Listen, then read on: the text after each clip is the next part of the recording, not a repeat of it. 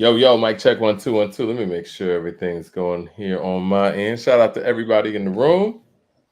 What up with y'all on this Monday? We got a lot of hip hop to talk about, man. Alchemist and Hit Boy and Big Hit dropped an album. Dog Pound dropped an album. I know y'all probably heard about some of it on the weekend rhyme. Eminem dropped a single. Looking forward to talking about that with the people. Hold on 1 second. Let me get in the chat too. Everybody who's in here, thumbs up in the chat so we can get people in this room. Let's see. Oh, and Rakim has some music coming up as well. Let me let's see. Why is it doing this? Why is it I'll get to that in a second. Shout out to everybody in the room coming in. What did y'all think about the Houdini record? Yes, got Max in the building. Salute, guys. Salute. Yes, I am here. I am here. What up, everybody? I like the Dog Pound album. I know we got Eminem on the screen, and we're going to get to this Houdini thing. I was listening to the Dog Pound album all weekend. And Bruce Almighty, I think you're talking about M's record, not Dog Pound. We're going to start with Dog Pound real quick. The Dog Pound dropped their Death Row album that had Snoop all over it. Snoop is the executive producer, I would imagine. I didn't read the liner notes on it. But one of the big takeaways that I got from the Dog Pound album, it sounded like it could have been a Snoop album, right? It sounded more of in the vein of what Snoop does. And that was a good thing, actually, because Snoop as an executive producer, I think is actually slightly underrated. He knows what he's doing. He knows what he's going for, know what sound that he's going for with whoever he's working with. But I feel like the sound that they were going for on that record was more in the vein of what Snoop does as opposed to what we're accustomed to hearing the Dog Pound do. Now, the Dog Pound still can grow as artists, and that could be the lane that they're in now currently and not being the Dog Pound that we're used to hearing. But yeah, I was pleased with the project though. As far as just the music in itself, I thought it was dope. What about you, Ron? What did you think about the Dog Pound album? I like the Dog Pound album, man. Leroy and I touched on it yesterday on the weekend rhyme, but it was a lot of it sound vintage West Coast. Now, some people in the chat said they were concerned about them being so old, glorifying gang culture. I only heard a little bit. I only got to the halfway mark. I can kind of see that argument a little bit, but from Leroy's perspective, it represented the West Coast. It sounded, vintage Dog Pound. The Snoop element, as you alluded to, is all on it. But so far so good. I got to unpack it a little bit more, but I thought it was a good, solid effort. I think they've always done good work. When we talk about the history of hip hop, ironically, as I said yesterday, you can't really talk about hip hop if you can't tell the story without Daz Dillinger. He's highly underrated, and you can't leave him out when you talk about hip hop. Specifically West Coast hip hop and hip hop in general. Well, elaborate on that a little bit, for the people who didn't check it on the weekend ride. Say that again? I said elaborate on that a little bit for the people who didn't see what you had to say about Daz on the weekend rhyme. Like you said, you can't tell the story about hip hop without speaking about Daz. Well, now I was going through a whole bunch of producers, right? So I was saying, that first statement I made about you can't tell the story, I believe we talked about Alchemist first in the Hit Boy project. And I was saying, when we go through like Larry Smith and Rick Rubin and Manny Fresh and Scott Storch and Toomp and Bink and you talking about Large Professor and Marley Marl, the Bomb Squad and KLC and all these guys, you can't really tell the story. My argument was you can't tell the story of hip hop without the Alchemist. From his work with Dilated Peoples, his work with Mac Miller, Action Bronson, Hold You Down. Well, I mean, especially if you're talking about this current era of hip hop too, like he is super current with it. Right. And so that kind of segued to me talking about Daz Dillinger. And you kind of talked about it last week. Daz kind of made like a lot of the shell recordings of the Chronic, right? But Dr. Dre kind of put his touch on it and really produced the record. But you can't tell one without the other, right? You can't just say you can't tell the story of the Chronic without Daz. You know what I mean? You know what I'm saying? You can't tell West Coast about that West Coast sound, and I know it's a sound that Dr. Dre kind of started with the Ohio players worm sample or whatnot that he used on Gangsta Gangsta. But like with the synthesizers going up and down and stuff, when you think about that sound, Daz kind of exemplifies that sound that we talk about in West Coast hip hop. And yeah, when you hear Ambitions of a Rider or you hear What Would You Do from the Dog Pound, like that's Daz's sound. And you're right, like that sound is so necessary and ingratiated in our mind with West Coast legends and with the whole era of Death Row. Now, this is one takeaway I do have. Mad Max of the Super Chat says, Rakim, the God is back. My granddad hip hop is back. Greatest MC of all time, in my opinion. But anyway, we'll get to that. I think that what's interesting about this Dog Pound album is it's Death Row, right? And I think we have in our mind what Death Row is supposed to sound like because Death Row has a legacy. Death Row, I mean, even in that short period of time, they made such a mark. When you hear that name, Death Row Records, you expect subconsciously a certain sound. And I think that the sound that was on this project it sounded like the stuff that Snoop made after Death Row, which is not a bad thing. It's just, it's different, right? And so I think what we're getting now is if people are going to be coming out on Death Row, it's going to sound like this and not Death Row 30 years ago, which is cool. And I appreciate people not trying to recreate the past. And we're going to talk about this Houdini record from Eminem and him trying to recreate something. And it never works, right? Like, I think what the Dog Pound did, it was forward moving. It was something different for them. I do wish we would have gotten a couple of records that were a little bit more in their vein, as opposed to, things that seem to lean a little bit more towards what Snoop does. Right. I mean, that's a valid point. I think it would have been nice kind of seeing what they could have done without Snoop. But I think they put Snoop on the project to kind of get some visibility to it.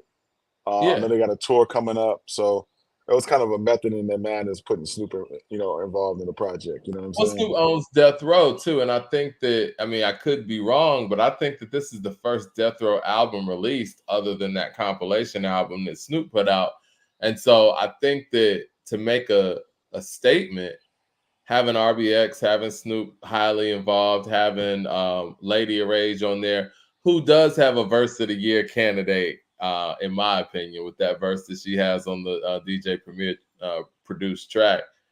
I think that bringing all of that together was something to make a statement when it comes to Death Row. Now, I ask, and we've never, how do I say this without sounding whatever?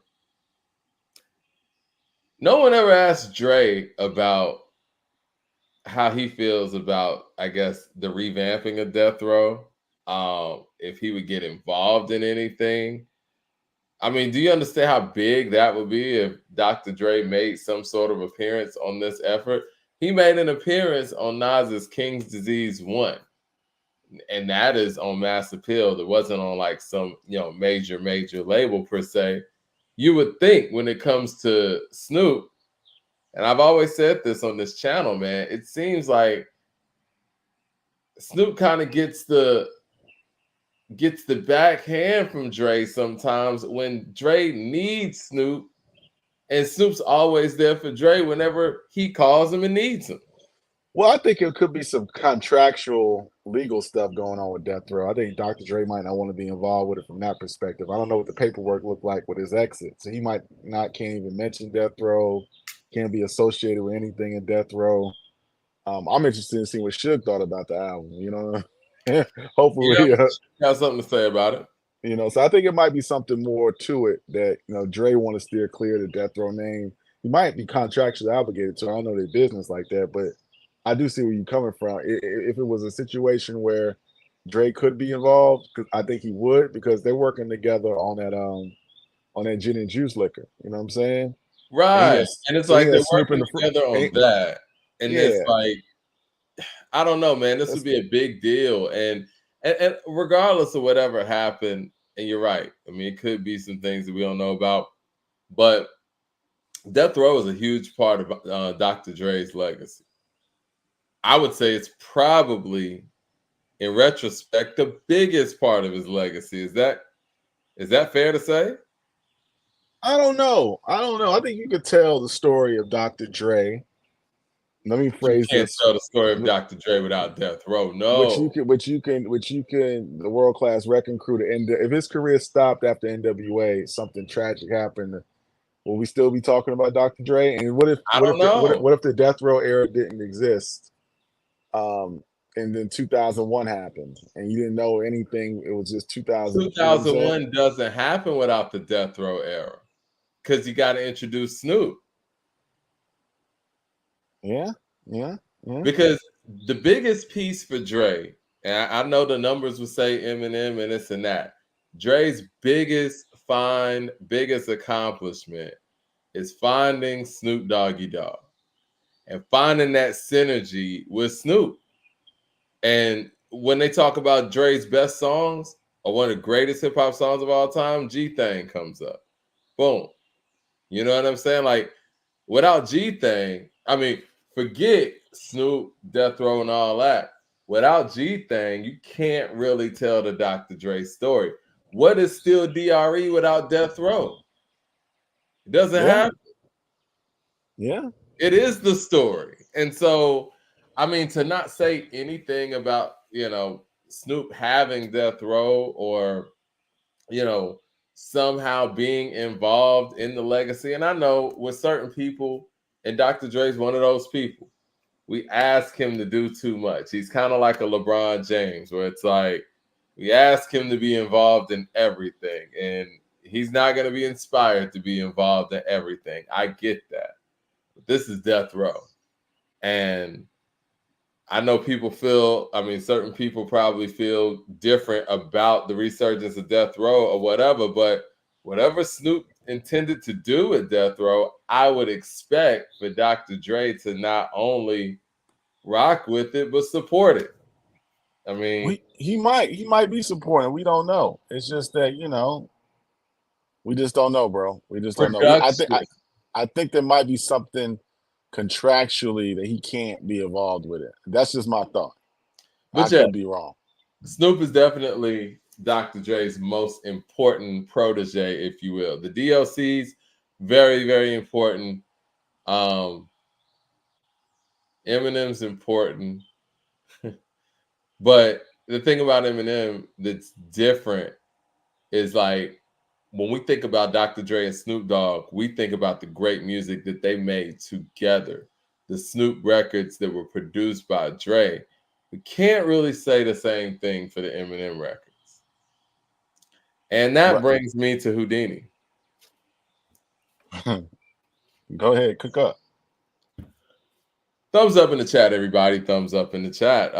Friday, Eminem released a new single, Houdini. It is going to be the first single off of his upcoming album that he is, I guess, tentatively calling The Death of Slim Shady. Has that been confirmed that that's what that's called? Yeah, I think it's called The Death of Slim Shady. I think that's been confirmed. Okay. The song sounds like it sounds like a kid's Halloween tune. It sounds like a retread of, you're trying to do Without Me over. Obviously, the music video, for the people that saw it, it was kind of a 50-plus-year-old man trying to do a video that he made, when he was in his mid-20s. Trying to recreate that, remake that, and having some of the same characters involved as well. Dressed as Robin, where Dr. Dre was dressed as Batman. Thing is, I never really liked when people try to recreate things. I remember when Busta Rhymes and Method Man did that What's Happening video, and Method Man was trying to recreate Bring the Pain. And really, they were not even 10 years removed from it, and that still didn't work, respectfully. And those guys was killing it on that record. But when you try to recreate a time that is far, far gone, it just never works. But see, what's different here is the fact that it also reveals that the time that he was trying to recreate wasn't even that dope in itself to recreate in the first place.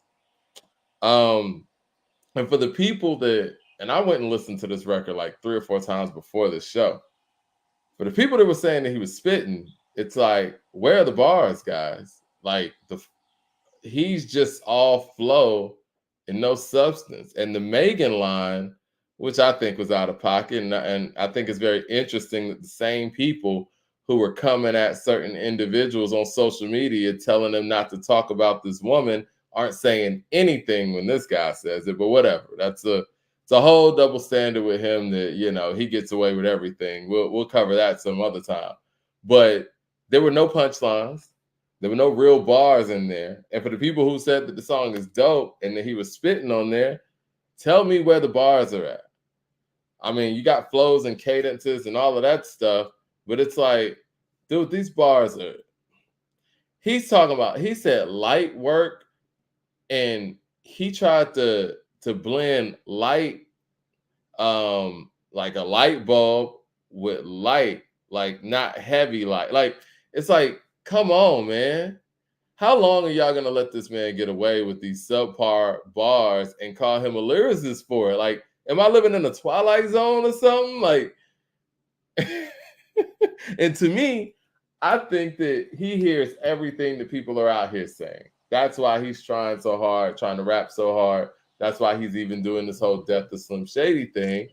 And to me, this is the best that he's got. And he was giving you his whole pen work, and this shit was, come on, man. This isn't even top 30 lyricists. And when people want to sit here and tell me that this guy is one of the greatest lyricists ever, I'm going to need some lyrical proof. You know what? I thought about it last night, Mike. After we did the show, I sat back and thought about it because I do believe, as you said, Eminem is hearing everybody in the podcast sphere cooking up, talking about Eminem, where he ranks top 30, top 25, top 50, top 5. You know what I mean? So I think I figured out what he is, man. And he may not agree with it, and people might not agree with it. I think at this stage in his career, and I figured out what he was trying to do with this record. He's Weird Al Yankovic. He's Little Dicky. He's always been that. I know, but I'm saying, but now he's really claiming it now. This is what he's just embracing that. That's who he is. He's Little Dicky. He's Weird Al. That's what he is. But see, that was the thing, though. Like, he created this. Well, you know what? I don't even want to give him that. The Beastie Boys created this lane for being, you know what I'm saying, quirky, goofy, non-threatening white guys. You know what I'm saying? And he piggybacked on what the Beastie Boys were doing as far as like from a approach standpoint. Now, granted, his rhyme schemes and all that stuff are very different than Mike D and, you know, MCA and all that. You know what I mean? But the whole approach comes from the Beasties, right? It comes from the whole License to Ill thing. But he created this lane for current generation of the people who were more immediate to him, that you could be the funny, quirky, like you said, Weird Al Yankovic white guy. I'm surprised he didn't even dress in drag in this video. And that was a question I had too. When he used to dress up as Britney Spears and dress up as his mom and wear the wigs and stuff, whose idea was that? You think the director came to him like, you know, it'd be funny if you wear this wig and wear these ponytails like Britney Spears, or do you think he came to the table with that? Man, it could have been both, man. I think at the time he was young. I mean, it was probably a label thing. He was 25. He wasn't as young as people think he was. Like Eminem, when he jumped in the game, was a little bit older, actually. Right. They marketed him as younger. They did. I don't know if he was calling his shots like that. It was still whack. Regardless of who cooked it up, it was whack. Regardless. Well, this is my thing, though. At the time where hip hop was at this point, you had DMX running around here, and you know, rappers were saying the F word freely. Who thought that would have worked for a rapper to go out there in pigtails? Who would have, you know what I'm saying? Like, whose idea is that to say, you know what? You don't want your rapper to crash and burn, obviously, you know, you don't want to ruin your investment. Who would go out there and go hard and be like, yo, man, you got to put on this wig? It'll be funny. I think he pushed for that. Like you said, to your point, the Weird Al Yankovic thing. Like, I think the more non-threatening he could come across in the opening, the easier he would be able to slip through the cracks, right? And then one day everybody wakes up and he's top 5. And that was one of the things that I've always said, because it was like during the time when the Slim Shady LP and Marshall Mathers LP came out and all of that, we looked at him as he could rhyme, he's funny, he's quirky. Nobody was sitting here saying that this guy is Nas, Jay, you know what I'm saying, KRS, Biggie, Pac. Nobody was saying this. And years later, after his hiatus, and he disappears and then reappears as a top 5 MC. Like, can you imagine if Jay-Z came back with this song? Can you imagine? I couldn't imagine it, man. Because people will be, man, all the podcasts out there, Gilly, everybody in the world would be like, yo, ho, I ain't feeling it. I don't know about this. You know what I'm saying? But he could drop stuff like this. Nobody says a peep. But that lets me know that you're really not even considered in the hip-hop sphere like that. Again, yeah, nobody takes him seriously. Regardless if y'all want to sit here and act like you take him seriously, the fact that he could drop some shit like this and nobody says anything, you don't take him seriously. You know, I see a lot of people in the chat. They say Eminem hate. We hate Eminem. No, we don't. We really call it. We can really call it like we see it. We had a brother call in because we had a respectful conversation yesterday. He was in the chat. He was saying that, you know, Eminem is dope. Eminem's so great. Allowed the brother to come on the platform, and I said, yo, so got a few questions for you, brother. What Eminem songs are you listening to right now? He was like, man, all of them. I don't know. I said, okay, what's your favorite Eminem song? He was like, man, I love everything after Infinite. I hope I'm paraphrasing the brother right. And I was like, well, man, you really ain't giving me, you ain't telling me nothing, bro. You know, you just saying he's dope. So I don't know. I've been asking the folks to call in, and they don't call in, bro. They don't call in and explain why this man. And I even play. They don't have no reason. There are no reasons. You have no points. Like, you know what I mean? Like, a lot of things are opinions, right? But I could say it's my opinion that Jason Kidd is the greatest point guard ever, right? Okay, you could come up with some sort of formulation, even though that's wrong. And I love Jason Kidd. He's one of the best I ever saw.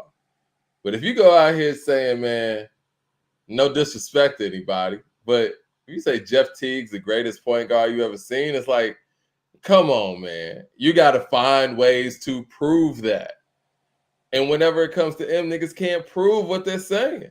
DJ Bruce Almighty with a super chat says, Mike, I agree with you on everything, but talent-wise, we got to be honest. He can rap with anyone on the planet, and I'm not a fan. But who do we ever say that about? Who do we ever say, you know what? Raz Kaz can rap with anybody on the planet. You know what I mean? Elzai can rap with anybody on the planet because he can.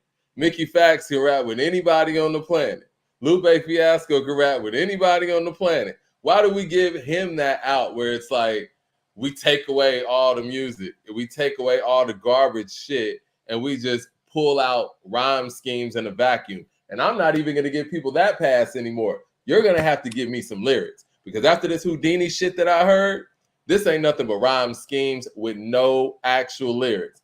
The fact that motherfuckers will even say that he's a better lyricist than Tupac is insane. He says nothing. Give me some bars from this Houdini song. He is saying nothing, literally. You can sit here and say Obama Mama, Dalai Lama, Baba Obama, Haley's father, and people will call you a lyricist. The bar is so much lower for someone like himself, man. He's the rap Caitlin Clark, man. You know what's sad though? go. Yeah. Go ahead and read Mad Max real quick. Mad Max says Ron played Kiss Freestyle 2 and M1 Clear Different. We did that yesterday. We did that yesterday. We played y'all compared Jadakiss to M? We played a freestyle. It was clear. We got the rights to play it. We played a Jadakiss freestyle and an Eminem on the Wake Up Show freestyle. Leroy let me pick one, and it was a clear difference, man. And Leroy asked me. He asked me after I played the Jadakiss freestyle. So what you hearing? I said, what am I hearing? I'm hearing a man that can rap better than Eminem. Man, come on, man. It ain't even, man, come on, man. It's an insult to Jadakiss. It's an insult to Jadakiss and his skill set, his longevity. And really, man, outside of all of that, even back then, when people say that M was in his prime, if you would have told niggas back in 99 and 2000, this motherfucker who made Hi My Name Is and the real Slim Shady was a better rapper than Jadakiss, niggas would laugh you out the room.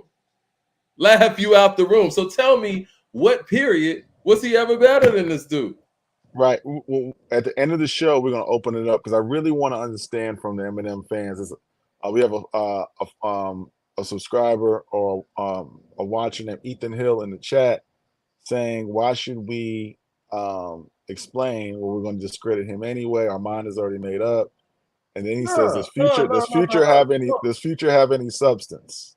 Don't do that. Don't do that. Because you know what? I ain't even no Drake fan like that. But what Drake exhibited in this Kendrick matchup, I was like, yo, man, he came to play.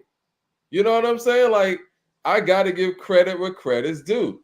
I give Eminem credit for the sauce. I give him credit for I Remember against Everlast.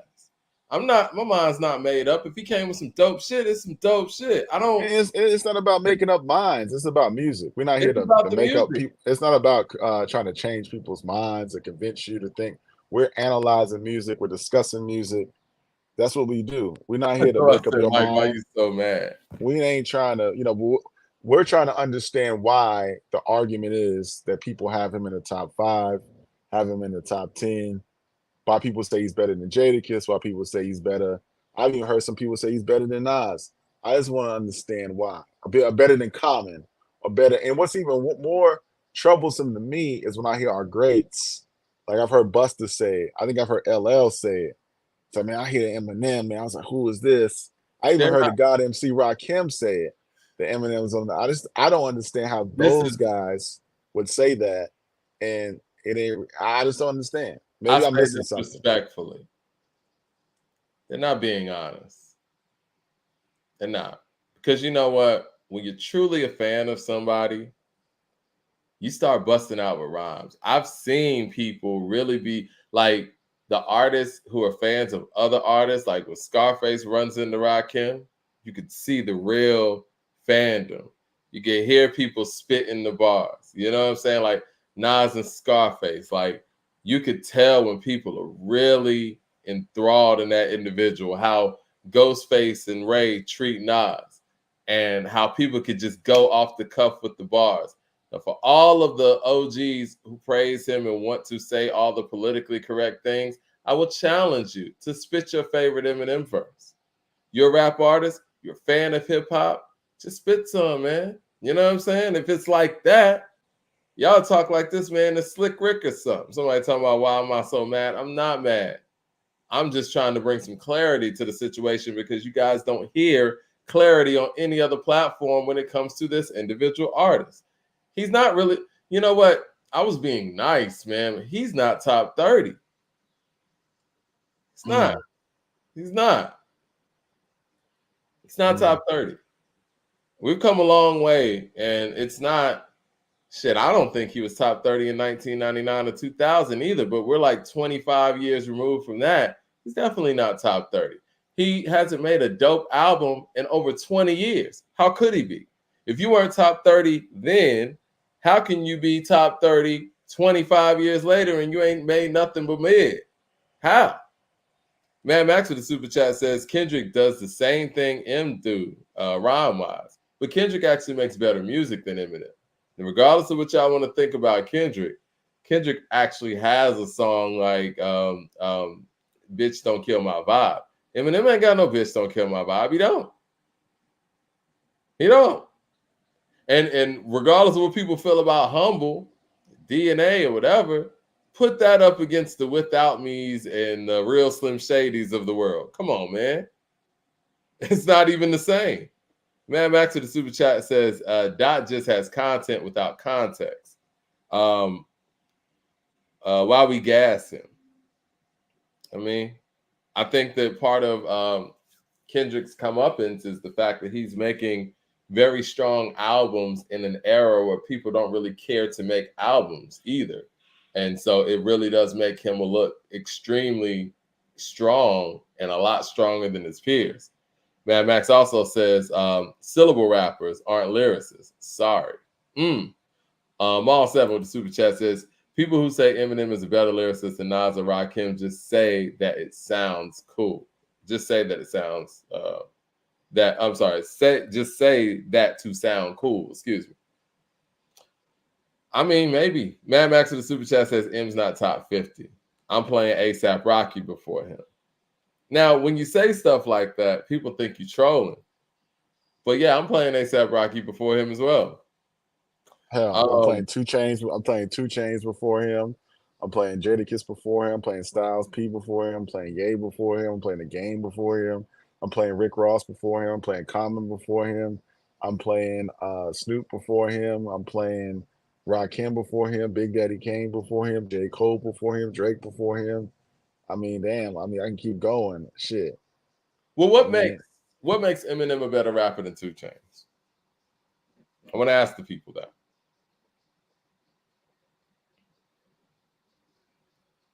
You asking me? You asking the people?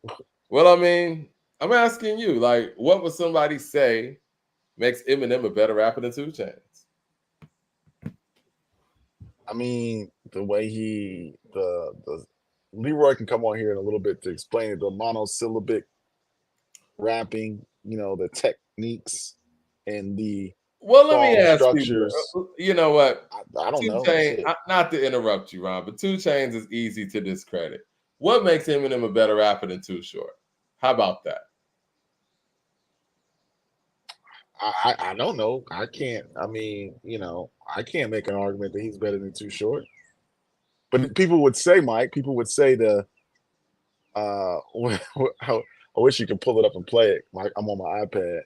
When he was on the when it did a cipher of Most Def and Most Def and Black Thought. You know what I mean? He was like, Obama or Saddam. You know what he said? I'm a mix between Obama and Saddam, Dalai Lama's. Yeah, Haley get off the mama. Yeah, all that stuff. I don't know. Listen, man. I mean, for the people who like, Mike, why are you so afraid of it? I'm not afraid of anything. What I'm saying is, people work hard in this genre, and people, there are a lot of people who are underrated out here. And when somebody gets elevated to that degree and people rate you so highly out of nowhere and start calling albums that aren't classics, what am I supposed to do as a hip hop fan? Sit back and not say anything about it? I mean, people want me to just sit back. We speak on everything. We speak on everybody, and we speak about whatever records weren't like that or whatever. And the records that were like that, am I supposed to just sit back and just let his stock rise and not give my opinion about it? I mean, you guys are going to rate him wherever you want to rate him anyway. But one thing that you're not saying is that I'm wrong. That's one thing you guys are not saying. You're saying, why are you afraid? Why this and that? Why do you hate? I don't hate anything. No, Michael Montenegro, this is not an Eminem hate channel. We talk about a lot of things. Thank you for tuning in. Thank you for subscribing.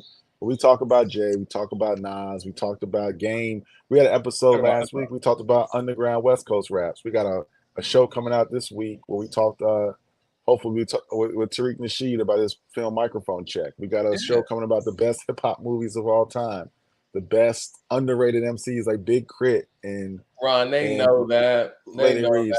But why would we talk about Eminem, Mike? These people start coming on here talking this crazy stuff. It'd be people that have never chimed into a conversation and see Eminem's name in the post, and they know that we're going to be honest about it, and they want to come in and not really have honest dialogue. I mean, listen, I would challenge any of you guys, and the ones who are saying those things, let's mark their names down. Let's get them in, and let's have a conversation about it. You know what I'm saying? And let's not just because we're talking about Eminem, let's not get personal There's a guy. I'm gonna give you one more chance. 99 Degrees saying some crazy stuff.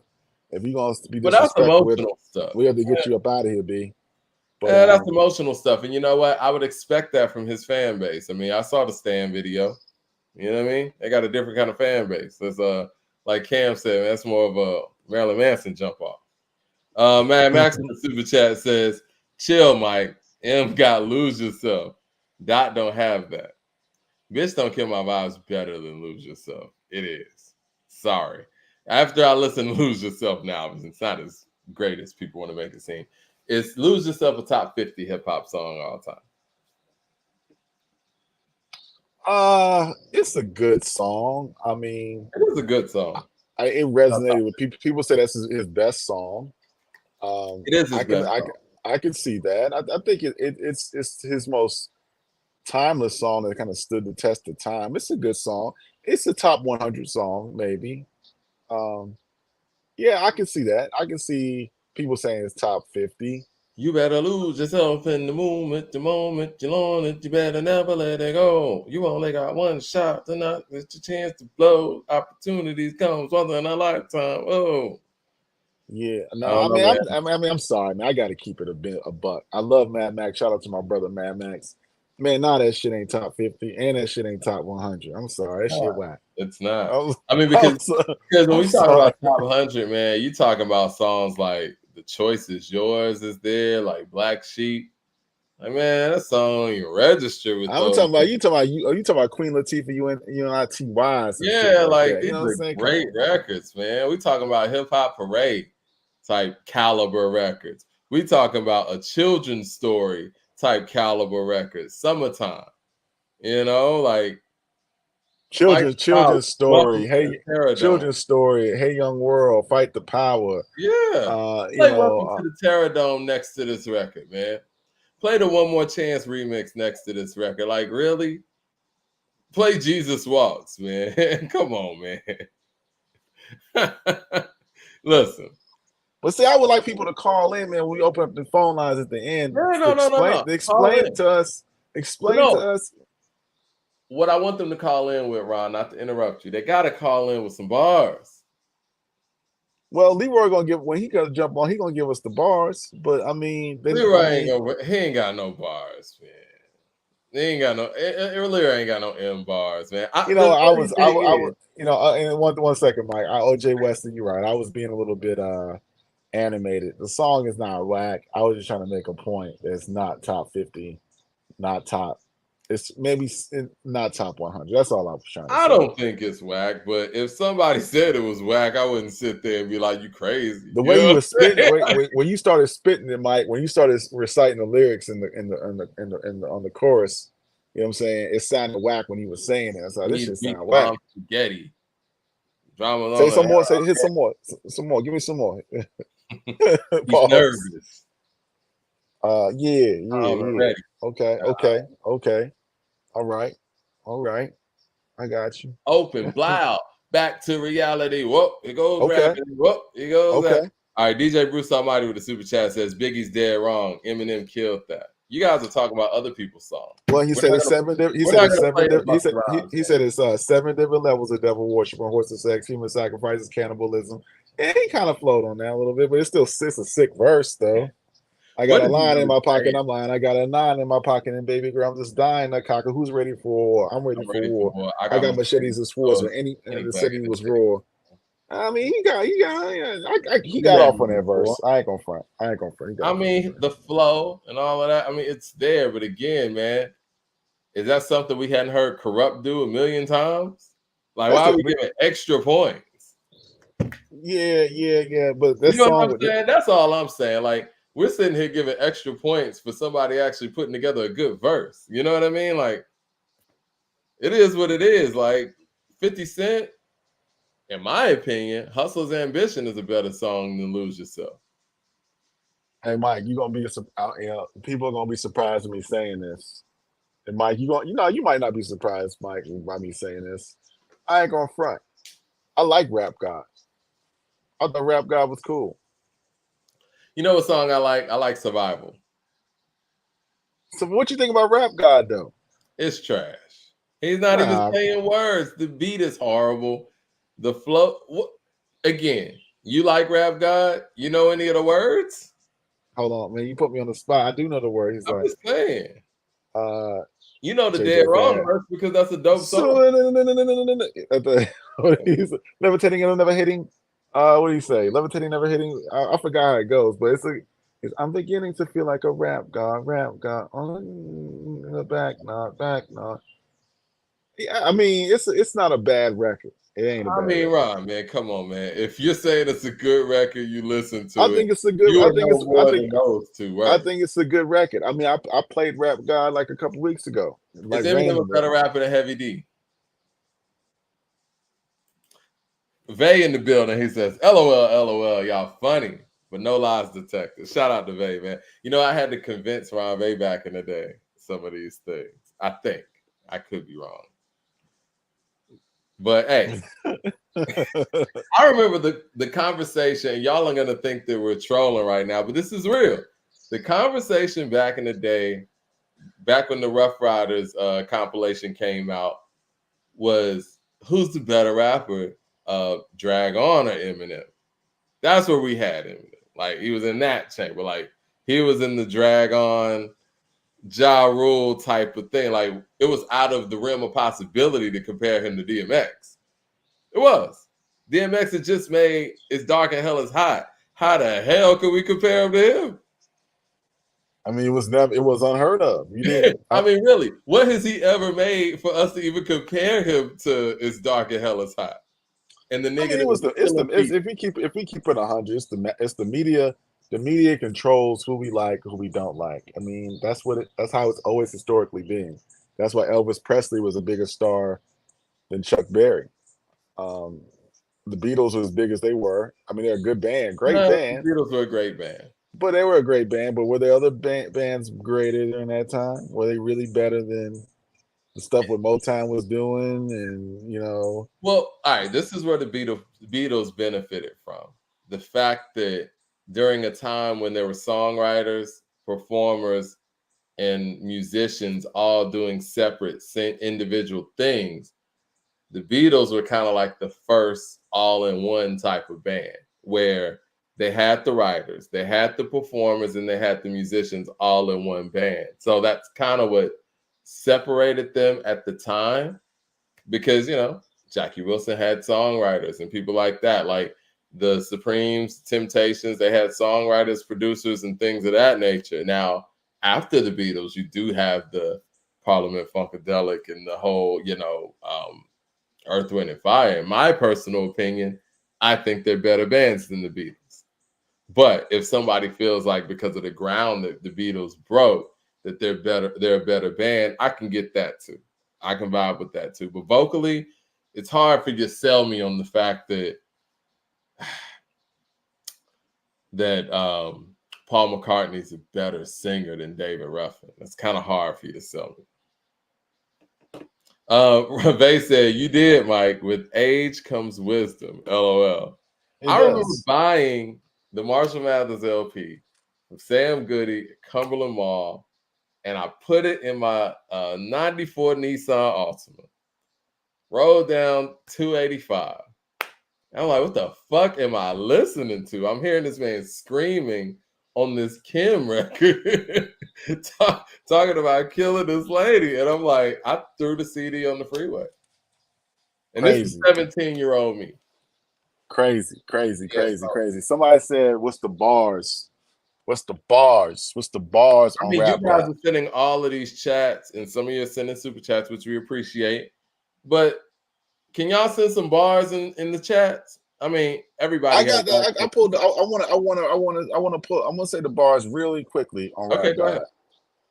But for me to rap like a computer, it must be in my jeans. I got a laptop in my back pocket. My pen go off and out half cocked. Got a fat knot for my rap profit. Made a living on killing off it. Ever since Bill Clinton was in office with Monica Lewinsky's feet on his nutsack, I'm an MC, still as honest, but as rude as an incident. And decent as all hell, syllables, skillaholic, kill them all with it. The flippity-dippity hip-hop, you really don't want to go on the piss and match with all this rappity rap back in the Mac with the back of the act, back in the rap crap. Yap, yak. I can't even get through it. But yeah, I like the song though. Quack, quack, yakety yak. I don't know, I thought the man. song was cool, man. You know what I mean? I mean, listen, man, this is a I can't top. deliver it. I can't deliver it like M. So that's a talent. So normally I He can can't deliver. deliver it either. I can't deliver it. So I can't even front and say he's whack on it because I can't even spit it. You know what I mean? So it must be above my level. You know what I Listen, mean? guys, give me a song. Y'all talking about the slander. Give me a song that I should spit and I'll go for it, man. All seven with the super chat says, Earth, Wind, and Fire is the greatest group ever. No one from the Beatles can sing, write, or produce better than Maurice White and Philip Bailey. I agree. I mean, listen, you got me there. We're gonna go Renegade. I'm pretty sure everybody's gonna say Renegade and Forgot About Dre. I want his songs, not features. I want his songs. I don't want to hear about Dead Wrong. I don't want to hear about Renegade, and I don't want to hear about Forgot About Dre. I want his songs. Is that too much to ask from somebody who's a top 5 MC? Man, it's not too much to ask, but we would His expect that verse a on top the five. field, We would expect the top five MC to have maybe some songs in the top 10, top 25 of all time. We would expect a top 5 MC to have one of the greatest albums in hip hop history. You would expect, a top 10 MC to have a great first single. Like, we would expect the top 5 MC, top 10 MC to have the somewhere on lock. You would expect to go to, and I hate people think it's such a silly argument, but you would expect to go to if you top 10 all time, they go see a DJ play and spin somewhere and do a set and hear their records. You would expect to go to the barbecue and hear it. You'd expect to go to the barbershop and hear it. You would expect to hear people playing it out their cars, but you don't hear none of this. So I'm hard pressed to see how. But we're gonna get Leroy up in here. But I wanted before we get off M, I wanted to ask you another question, Mike, about the Roots. But we can Hold on, let continue me to get to cook the up on super this. chat before you go to that. Bleaches says, Mike, listen to M song Don't Front featuring Buckshot. He's rapping over the Gotcha Open by Black Moon. It's fire. I listened to that the other day, man. It's not that fire, guys. I mean, again, we're just giving points, man. It's okay. It's okay. You know what I mean? All right. What were you about to say, Ron? My bad. Before we get Leroy in here, because he wants to counter, and the people are asking for Leroy to come in and get to balance this thing out. My guy IL. If you haven't listened to IL's his new CD, The Americans, episode 3, go Your check it out on screen went out Spotify. before, Dope stuff. Yeah, He was gonna call in tonight. He went to the picnic yesterday. Mm-hmm. Said it was really dope. It was a dope setting, dope atmosphere. Everybody got, was on point. But it got me to thinking, is the Roots a top 10 group of all time in hip hop? I think the way that they're formed, they're very different. They're in a class of their own because there really weren't too many hip hop bands that came after them. You got Stethasonic before them, but not too many that came after them. And I think the way that they're formulated and their catalog in comparison to other groups makes it difficult. Are they better than Public Enemy? I would say no. Are they better than A Tribe Called Quest? I would say no. Are they better than Outkast? I would say no. Are they better than Wu-Tang Clan? I would say no. Are they better than Mobb Deep? In my opinion, I would say no. Are they better than NWA? There could be an argument made there from a longevity standpoint. But if we're talking about from, just overall impact, catalog, many would say no.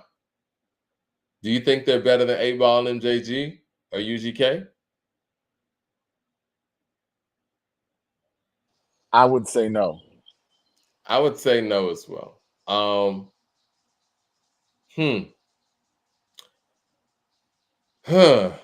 they better than De La Soul? I would say no. I would say no. And I say that because of the albums, right? Like, I think that when you got 3 Feet High and Rising, Balloon Mind State, you got The Stakes is High, and De La Soul is Dead. And you also have albums like artificial intelligence, and what was the one that came out where they had MF Doom on there? I'm having a brain freeze right now, but it's hard to say that you're better than them too. So no, I'm gonna say no when it comes to De La as well. Gangstar, no. Gangstar's a group, yeah. Um, Goody Mob, no.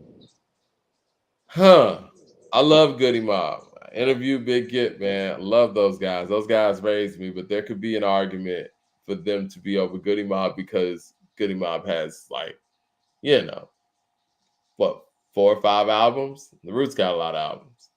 The Fugees. But I would be comfortable if we were to do a versus where it was Goody Mob catalog versus the Roots catalog, 20 songs down. I would be comfortable having Goody Mob's catalog. Let me ask you something, Mike, before we get Leroy in to cook. I know Super Duper want to cook too, to balance this out a little bit. Are the Roots? I'm not trolling. This is a joke, guys. Are the Roots better than the Hot Boys or the Big Timers? Yeah. They're better than them. 3-6 Mafia, I don't know. And I know I'm biased on that end. So I don't know. And I think that where the Roots kind of, I won't say missed the mark, and I didn't even mention Run DMC, and I don't know if there's anybody that would tell you that the Roots are a better group than Run DMC. I don't know.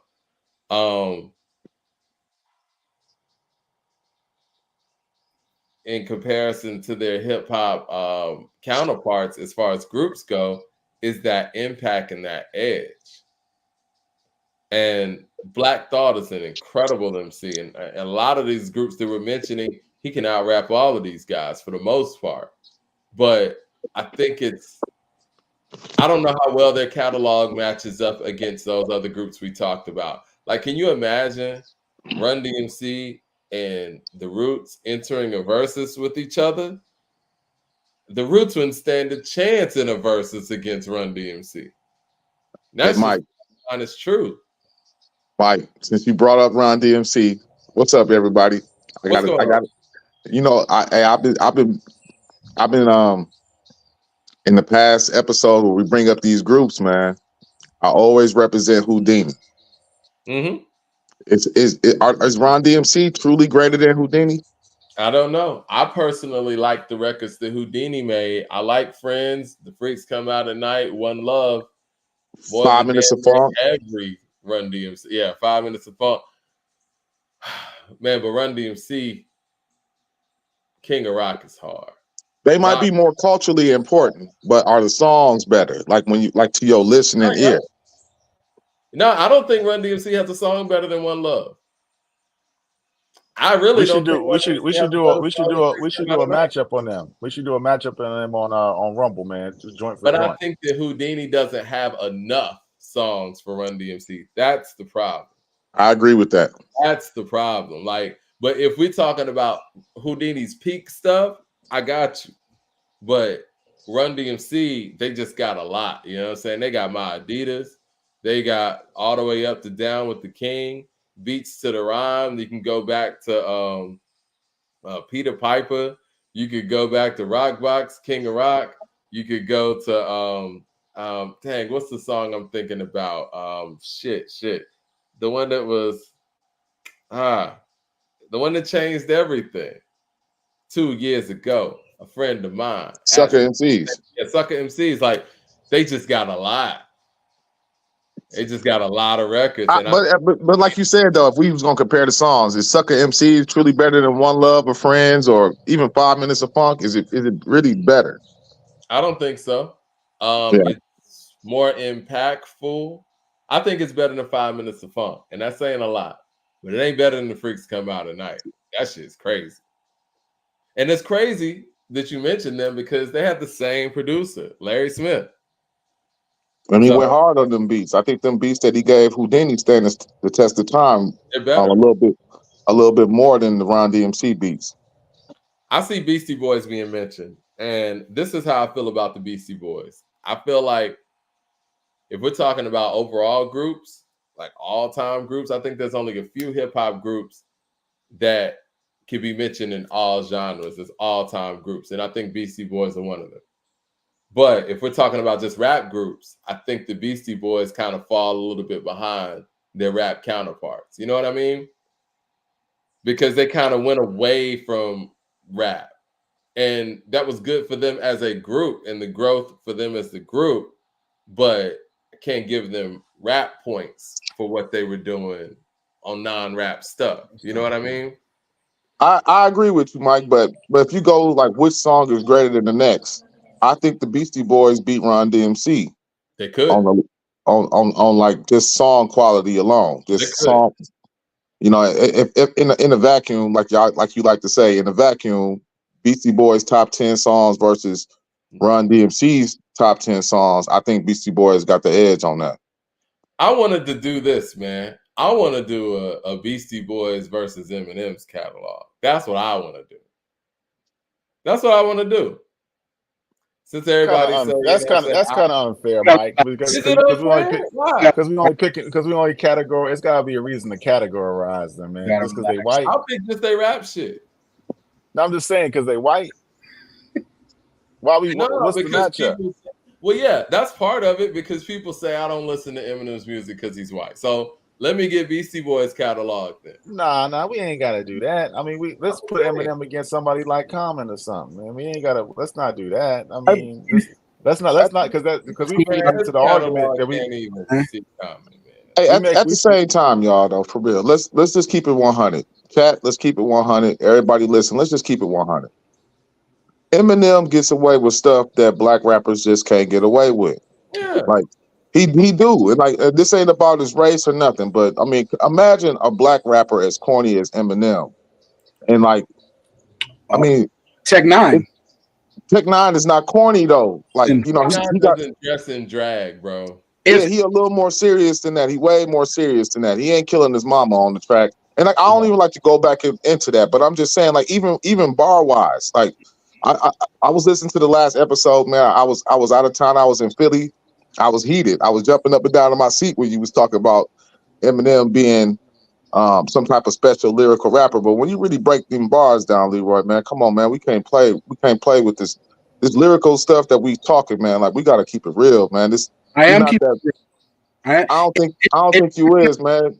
I don't think you was the most successful rapper. Would we count his bars as dope? Man, and success is fine, fam. But you know, like I said, at one point in time, right? At one point in time, MC Hammer and Vanilla Ice was the most successful rappers in the game. I mean, like we gotta just keep it real, man. Like sometimes the lyrical ability of a rapper don't make for great songs. It's fine that you can rap back. It's fine that he can do that, but let's not pretend that this is lyrical ability that translates into songs. I don't want to says Together Forever by Run DMC is a hard record. I love that record. I was thinking of that one as well. No one mentioned that track for some reason. It was at the tip of my tongue, but you know, we're on live, so you know. Abracadabra. Leroy, explain to the people your defense of not the song, but you said the song was whack yesterday. Oh, so terrible. We're aligned with that. But I hate it. Where Eminem aligns in the top 10, top 20. I think you said Kiss is not seeing Eminem. You said others ain't seeing Eminem. So explain your position, sir. Until Kiss drops like 3 classics, I don't see it. But with again though, imagine if Crooked Eye was a white man. Would we be acting this way? Yeah. Anyone quote Crooked Eye's bars right now? We wouldn't even give Crooked Eye the time of day. That's my point. Musically, does Crooked Eye's musical ear attract your ears? Well, this is the thing. When we talk about Crooked Eye, thought from the last 20 years. Hold on. When we talk about Crooked Eye, I view him as a dope MC from what I hear, like mostly on freestyle. I mean, the first time I heard him was when him and Chino XL were on the Wake Up Show, and they were showing it on Rap City with Big Les, and I was like, "Yo, dude, rap." Same thing, and he was on Corrupt Streets of the Mother on that record with Exhibit. And this is the Ottoman Slaughter. When I'm rocking, I'm more shocking and dropping the boombox and bathwater. Right. Yeah. I uppercut is hard enough to injure my young knuckles.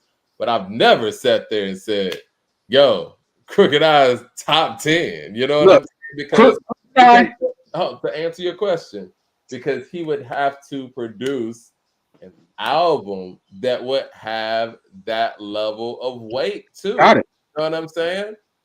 Crooked Eye has the right to fully diss me later on this month because I'm just putting it out there. Go ahead, Crooked Eye, diss me. I'll sit there and take it.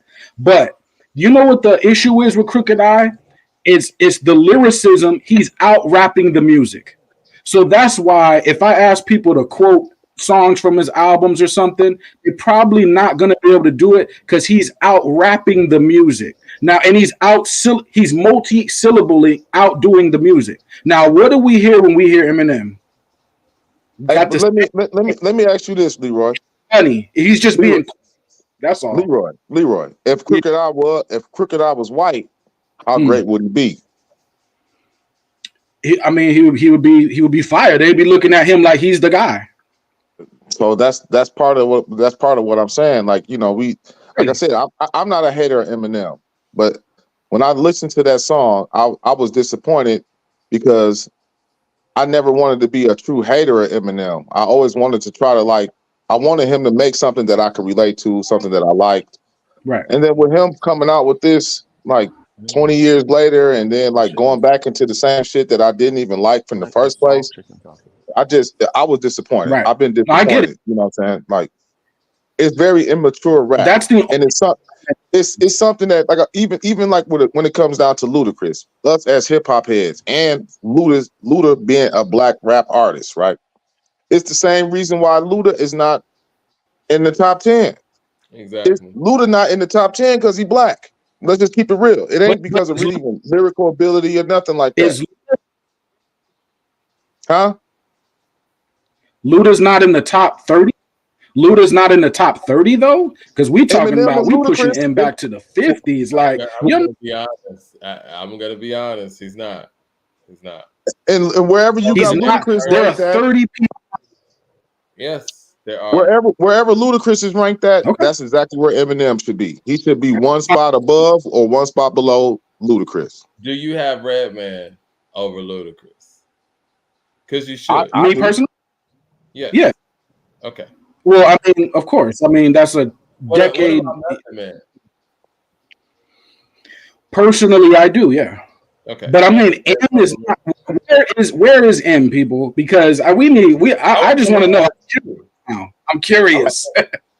Now, I'll be honest though, y'all. Now, if we this goes back to the thing I was saying before. If we're gonna go off a catalog alone, even though I don't really mess with too much Eminem like that, I would give Eminem the notch above a Method Man just based on his catalog and the work that he put in. Even though I like more of Method Man's songs, more of his work, more of his verses than I do like a whole Eminem discography. But what I'm saying is that, I mean, unbiasedly, I would say that, okay, Eminem, wherever you even have Eminem at, or wherever you got Method Man at, Eminem is not very far ahead of Method Man, and he shouldn't be definitely down where if you got Method Man at 20, but you got Eminem at 3, I don't understand how you doing the math.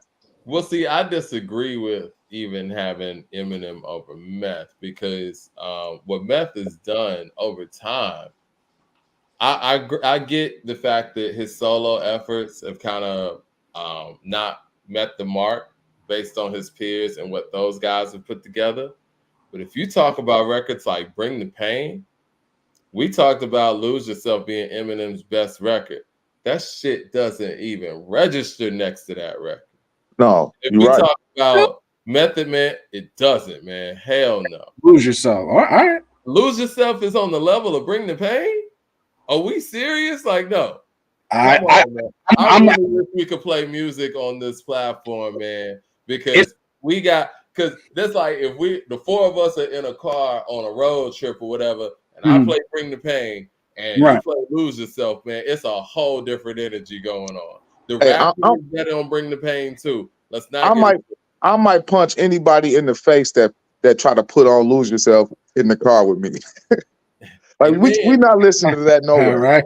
And then he got you All That I Need, right? My whole thing is Then his features like shadow boxing. Is there anything that this man's done in his career that's even close to that? Him on the What with Biggie, the feature that he did on All Eyes on Me, the work that he did on the Wu-Tang projects, METHOD, everything that he did on Only Built for Cuban Links.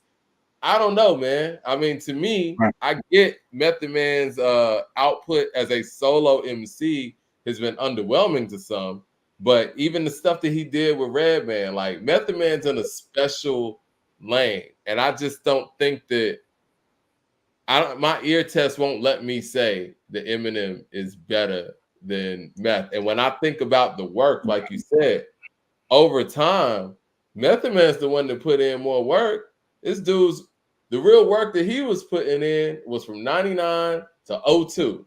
He been dropping duds ever since. My thing is, if I'm not a Tech Nine fan, so my opinion really don't count because I'm not a fan. I got to go ask his fans how they feel to get a real assessment. If you're a hip hop fan, I think you can have a Atmosphere fan. There are people out there that tell you Atmosphere is the best white rapper, and they'll argue you down to the death or Slug from Atmosphere, right? So who am I to say that they're wrong? You know what I mean? Like, I don't listen to M's albums like that, but there are people out there that'll be like, no, M is that dude. So just making an argument that he's not, trust me, there's another group that will make the argument that he is. Well, like I said, Leroy, earlier in the show, if I'm going to go out there and say Jeff Teague is the greatest point guard ever, I'm going to have to produce some proof. You know what I'm saying? And if you want to tell me that Slug is the best white rapper ever, or whatever people want to say, you're going to have to produce some proof. Because even when it comes to lyricism, I know in my mind that Elzai is a better lyricist than Eminem, and I'm willing to bring forth proof on that. That's gonna be hard. That's gonna be a hard sell, brother. It's not. I love Elzai. I love for themselves. My whole thing is Eminem is not even in the top 25 for us, y'all. Like Eminem don't even make 20 between 12 and 25 or somewhere in there. Is he better than Lil Wayne? Will be found. Is he better than Lil Wayne? Well, I mean, I'm asking questions. Oh, off the top of my head, I'm gonna say no. But is he better than Prodigy? It's so close that it was hard for me to even say no. Like Wayne and Eminem are so close to me because is he better than Prodigy, Leroy? It's about being funny. It's about being funny when you rap. Them two, I mean, I honestly, Prodigy. If I look at Prodigy's solo albums and try to put them up against M's solo albums, and I'm talking about rhymes, it's going to be a tough sell, man. I get that we don't like the technical rhyming, but there's a whole part of the nation that we're not really talking about technical rhyming. We're talking about song structure, and we're talking about a song that means something to you, and like the actual lyrical ability matching up to the song. And like I said, I mean, I give M credit for being. I give M credit for being a lyrical wordsmith, if we even want to say that. But to me, his lyrics are not that great. He is a lyrical wordsmith regardless, though. Like, even if it don't mean nothing to me what he's saying. But I'm just saying, song-wise, exactly. I don't think that he is song-wise better than he's not a song-making top 25 artist. He's not. And this is the thing, man. Our standards have always been, okay, number one, you're a dope MC, you can rhyme. That is the prerequisite for even being in this conversation. So you're not going to get extra points for that. Next thing we need to know is how many classic albums you got and how many classic songs you got. We talk about Biggie and what made him so exceptional. It wasn't the fact that he was just a drop dead incredible lyricist. He made songs. He made the One More Chance remix and was spitting on this shit. He was spitting to the point where you didn't even realize how dope his lyrics were because the song was so great. We don't have those moments with that dude. It ain't even nothing close to that. And so I think that when it comes to him, we change what the actual barometer is for being an all-time great MC. Now it's all about your syllables. your rhyme scheme. Like no one ever did. Nobody was sitting there like, man, look at Rakim syllable game. If I talk Big L, but I cool. Like, come on, man. If I say about Big L, but punchlines is whack, man. Anybody throw? I never ranked Big L like that. I thought Big L was a dope MC, but I never said Big L was on top 10. About skill. Hey, let me ask y'all this, and let's just, like I said, let's be honest, chat. Let's be honest right now. Abilities off the argument. Like, let's be honest when I say this.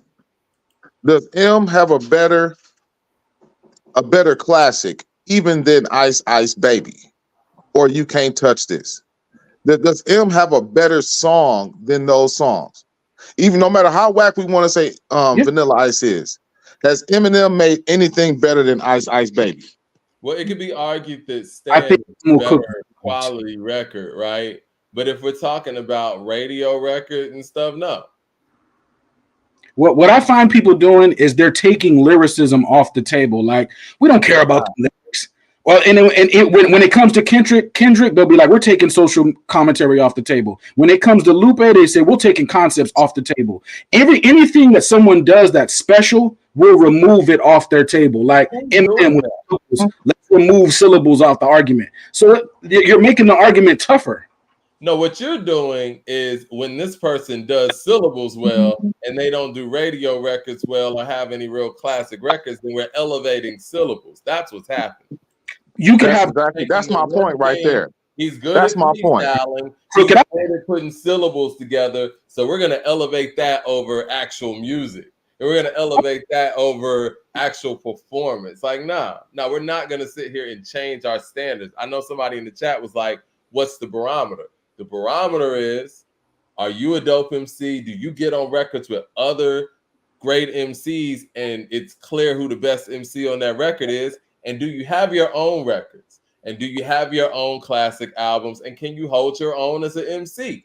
That's what it is. And when y'all sit here and always bring up Dead Wrong, bring up Forgot About Dre, and bring up Renegade, that answers everything I need to know.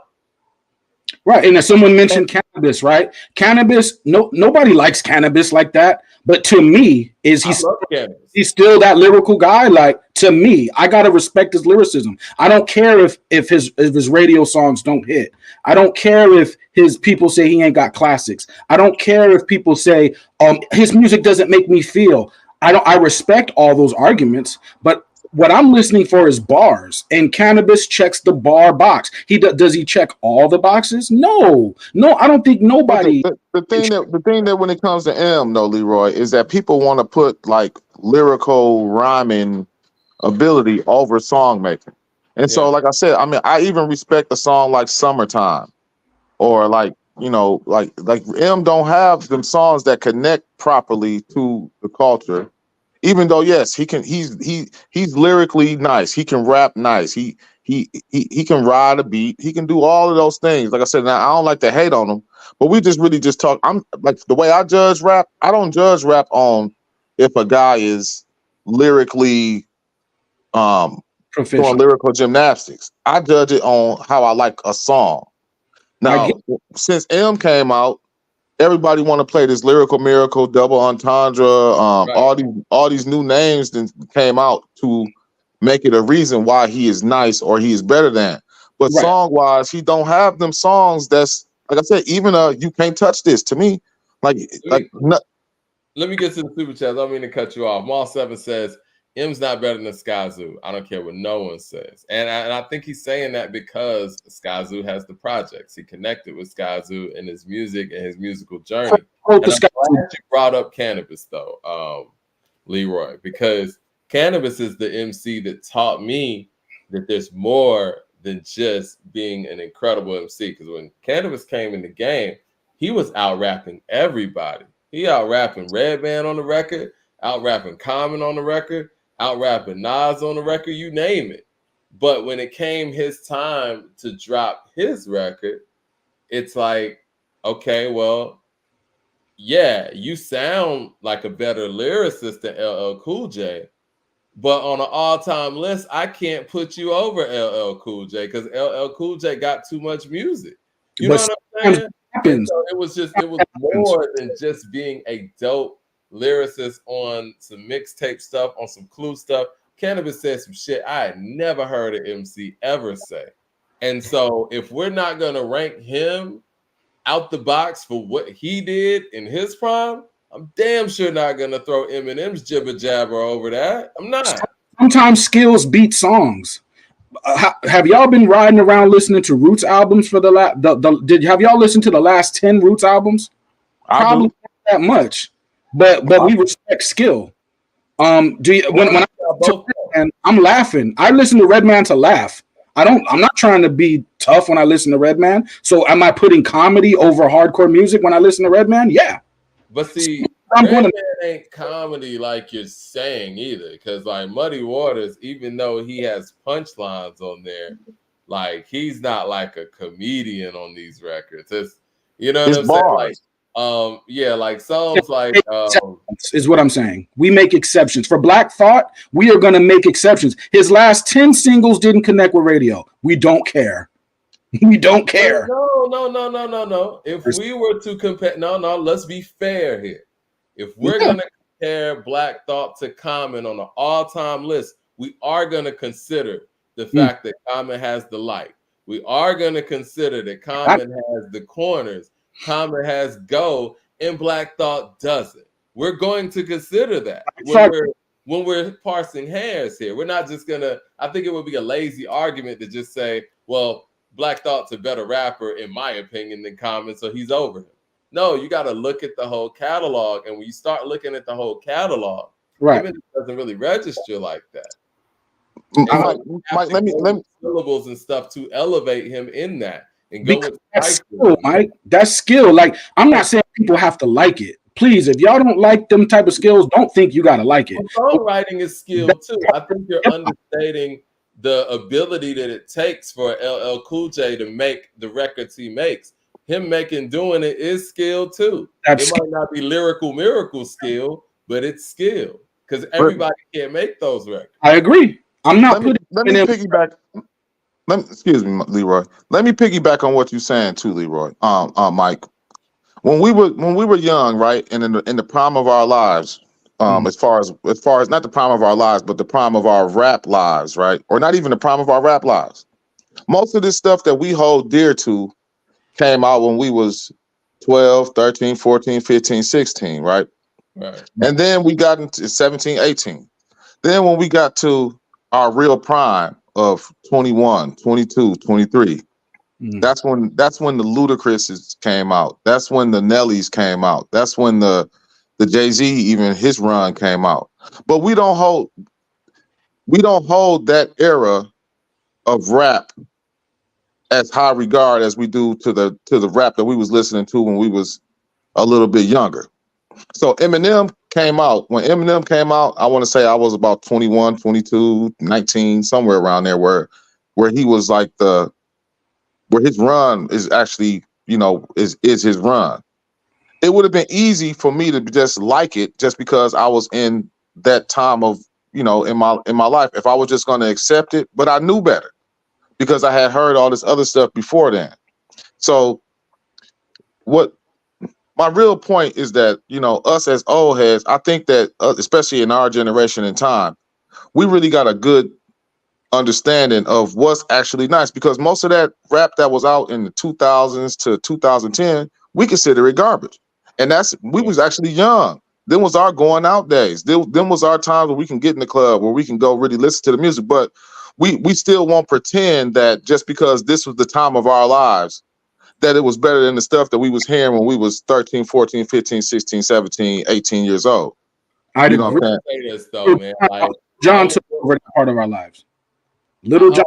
Let me say this real quick because Only Built for Cuban Links is one of the greatest hip hop albums I ever heard. And Ice Cream and records like that just changed everything for me. And that's 95. But when I heard Made You Look in 02, I was like, yo, this shit is special. You know what I'm saying? So it happens. Even when we heard Grinding in 02. If you make a great record, you make a great record, And I think Grinding and Made You Look can stand up to just about anything that came out in the 90s. It happens. But I mean, to say that I mean, M just ain't got those records. Let's look at Get Rich or Die Trying. It's proof that in 03, we got some hardcore hip hop records that would stand the test of time. What Up Gangsta's crazy. If anybody in here feels like M has a What Up Gangsta, I must have missed it. Like Slim Shady. Slim Shady is. I mean, I don't know, man. Come on, man, Leroy, man. You know that it's like that's just not honest. No, you're not. You're really not being honest. Underground, we were listening to the Outsiders. The Outsiders had a way of twisting syllables a certain way. The syllables sounded like the shouldn't rhyme, but they still kind of rhyme. So they were trying to him up with somebody else again. His stuff. Forget the Outsiders. He ain't got the songs. I think he probably does have the songs. I mean, he's been around for a long time. We don't listen to his songs. Us personally. I do. That's how I know. I don't speak on things I don't know. I know his catalog. So you know he got the songs. You're trying to tell me Guilty Conscience didn't move nothing, Role Model didn't move nothing, Marshall Mathers, Eminem Show, Encore, none of that moved nothing. When you say move something, what you mean? Move units? Or you mean like move? Like people wasn't like people heard Till I Collapse. They wasn't like, bro, he's spazzing on that. I mean, I think the beat was whack. I think I'm gonna be honest. I think at that point, and even in the early on, we saying that he was spazzing based on the barometer that we put for him. I mentioned DMX earlier. I think when the Slim Shady LP came out, and I remember hearing M on the Sway and Tech song, The Anthem, he killed it. You know, he had a real standout verse or whatnot, but we're basing that based on what we think he can do. We're not basing that on what we know DMX can do or what we know Jay-Z can do. Right. Now, when you're saying that he's spazzing on a record, it's kind of like how people used to do on that DMX song, Niggas and Started Something. Like, yo, Mace killed it. Yeah, Mace had a good verse, but it was more so about the fact we never heard Mace rap like that on a record like that at that time. And so we elevated that verse because of who was saying it, and it was a shock to us. You know what I'm saying? Mace is nice, though. I mean, Mace is nice. I'm not saying he's not. I'm saying he's nice. It's the element of surprise. I think that when people say, yo, he spazzed on this, or even when we talk about the Dead Wrong verse, Corrupt has done that verse and those schemes millions of times. But because this white guy did it on a record with a Biggie that's no longer here, we kind of elevated a little bit because, yo, that shocked us. It's kind of like the back-to-back Drake effect. I'm not saying that record because we didn't expect him to do that. I'm not saying what you guys are saying is wrong. I'm saying all of that could be right, and you could still be one of the greatest and still have all these flaws and still be one of the greatest. It's like when people say too many great people out there for you to have all these flaws to be one of the greatest. I'm sorry. It's like me saying Chris Paul's one of the greatest point guards of all time, and he couldn't get it done. Like, Black one of the greatest rappers of all time, and he doesn't get none of this stuff done. Who is this? Black Thought is one of the greatest rappers of all time, and he don't be doing none of this stuff that we're holding up as the barometer. I think that Black Thought, from a skill set standpoint, if we're just factoring in skills and skills alone, one of the greatest of all time. But if we're factoring in everything, I don't know. We're factoring skills. Can we say that Black Thought is definitively better than Big Daddy Kane? In my personal opinion, now granted, when Big Daddy Kane was rocking, I was still young, right? I wasn't even 10 years old. So I'm not even catching everything he's doing. But in my opinion, Black Thought has been around so many times and dropped so many albums that at this point, I would put him over Big Daddy Kane. Sorry. He ain't no half stepping, in my opinion. And Mike, your point goes back to the song making. Yeah. Really, it's not because I don't think that right now in 2024 that we would actually say that Big Daddy Kane is lyrically better than Black Thought based on like Roots. The Grammys listen to the Roots, not us, so the Grammys would make this argument better than I could make it. What do you mean the Grammys? Where does the Grammys? I listen to the Roots. No, I mean what I'm saying is like they're listening to How I Got Over, Then I Shot My Cousin, The Tipping Point. They're listening to all. So the Grammys, they're diagnosing all that, and to them, they hear musicality with Black Thought. Do you know what I mean? To us, you know, we hear it too, but we may only listen to them albums one time a year or two times a year. So we're basing it off that. Whose fault is that though? I think that no fault. That is on the Roots, honestly. And the Roots have made albums that we do play back. And to be real, ever since Things Fall Apart, they really haven't made an album that caught my attention like that. And that's not me as a listener's fault. That's the group. Diego with the super chat says Vinny Paz is the best white rapper. Heard that many times too. Shout out to Vinny Paz.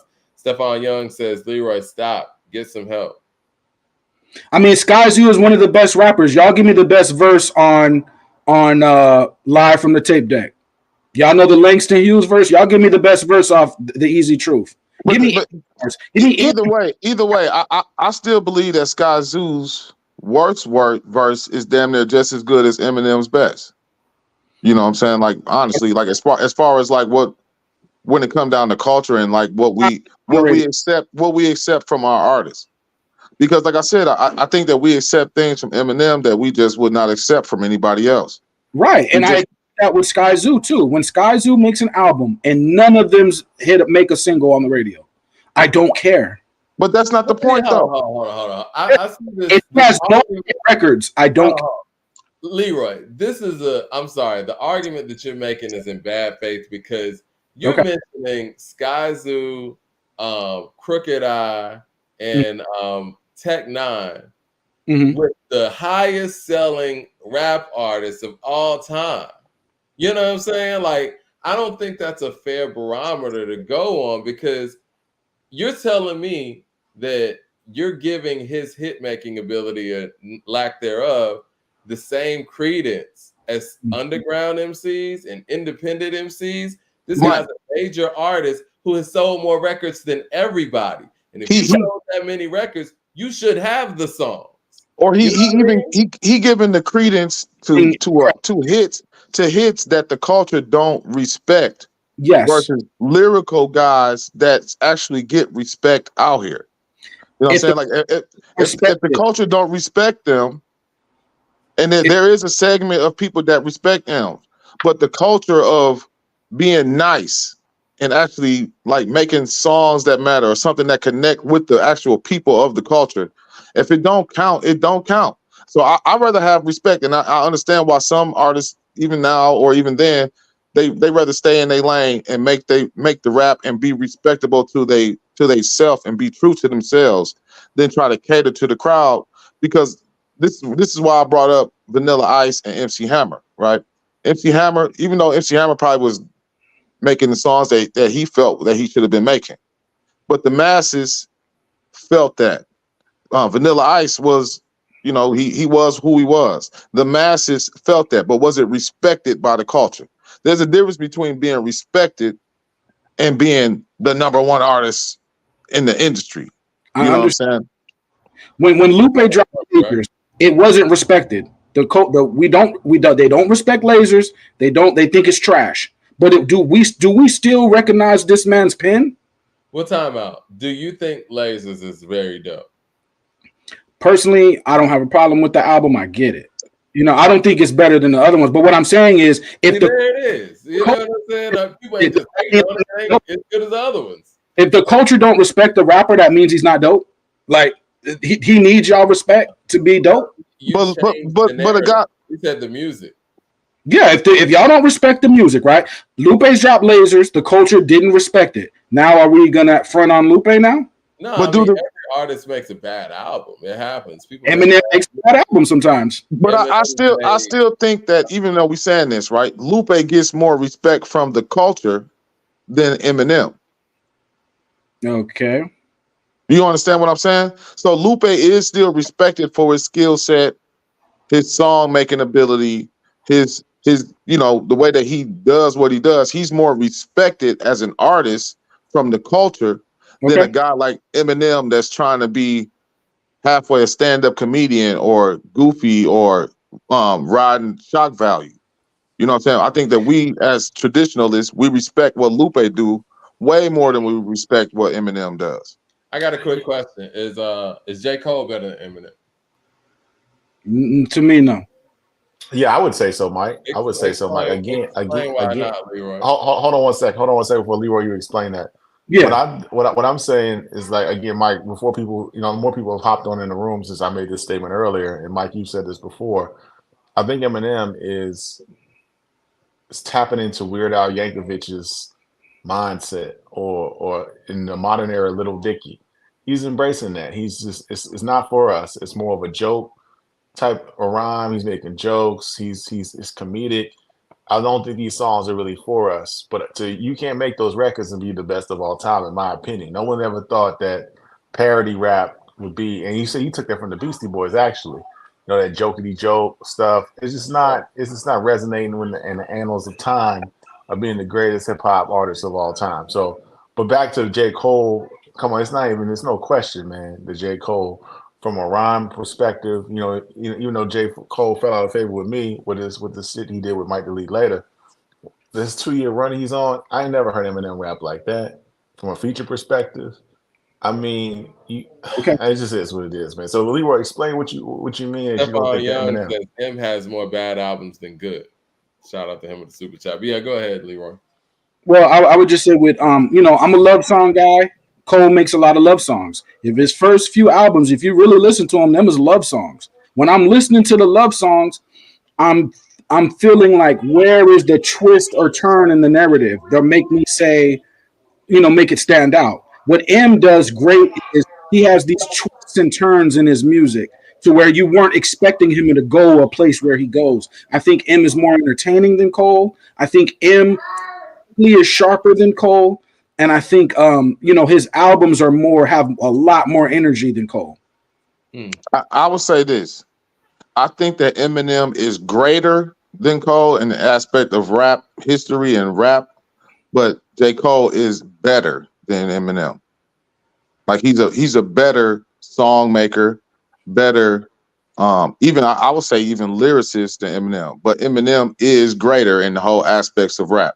Right. What I'm saying is, you don't have to be perfect to be one of the GOATs. You can have bad albums. You can have skippable songs. You could have singles that missed. You could have terrible rhymes sometimes. You could have corny songs and still end up being in the top 10. No. Like, I don't think no, so. You can't. Okay. People who don't. You know what I'm saying? Like, we're talking 10 people. We're talking about 10 people in the 50 years of this thing who have done this, and you're telling me that you could have made bad albums for 20 years straight and be in that elite 10? I got Ice Cube like at 3, and people ain't been, and people got a problem with his albums after Lethal Injection or after War and Peace. But you can't deny the West Side Connection albums either, though.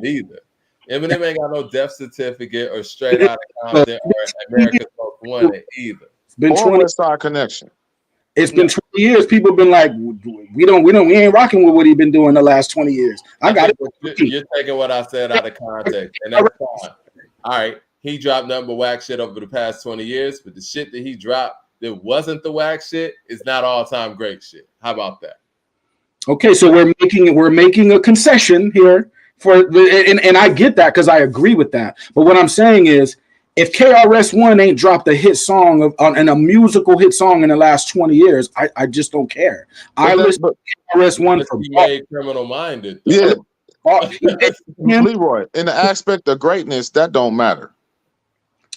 Like, it don't matter if you came out, if you like. I mean, it matter for him. It don't. Listen.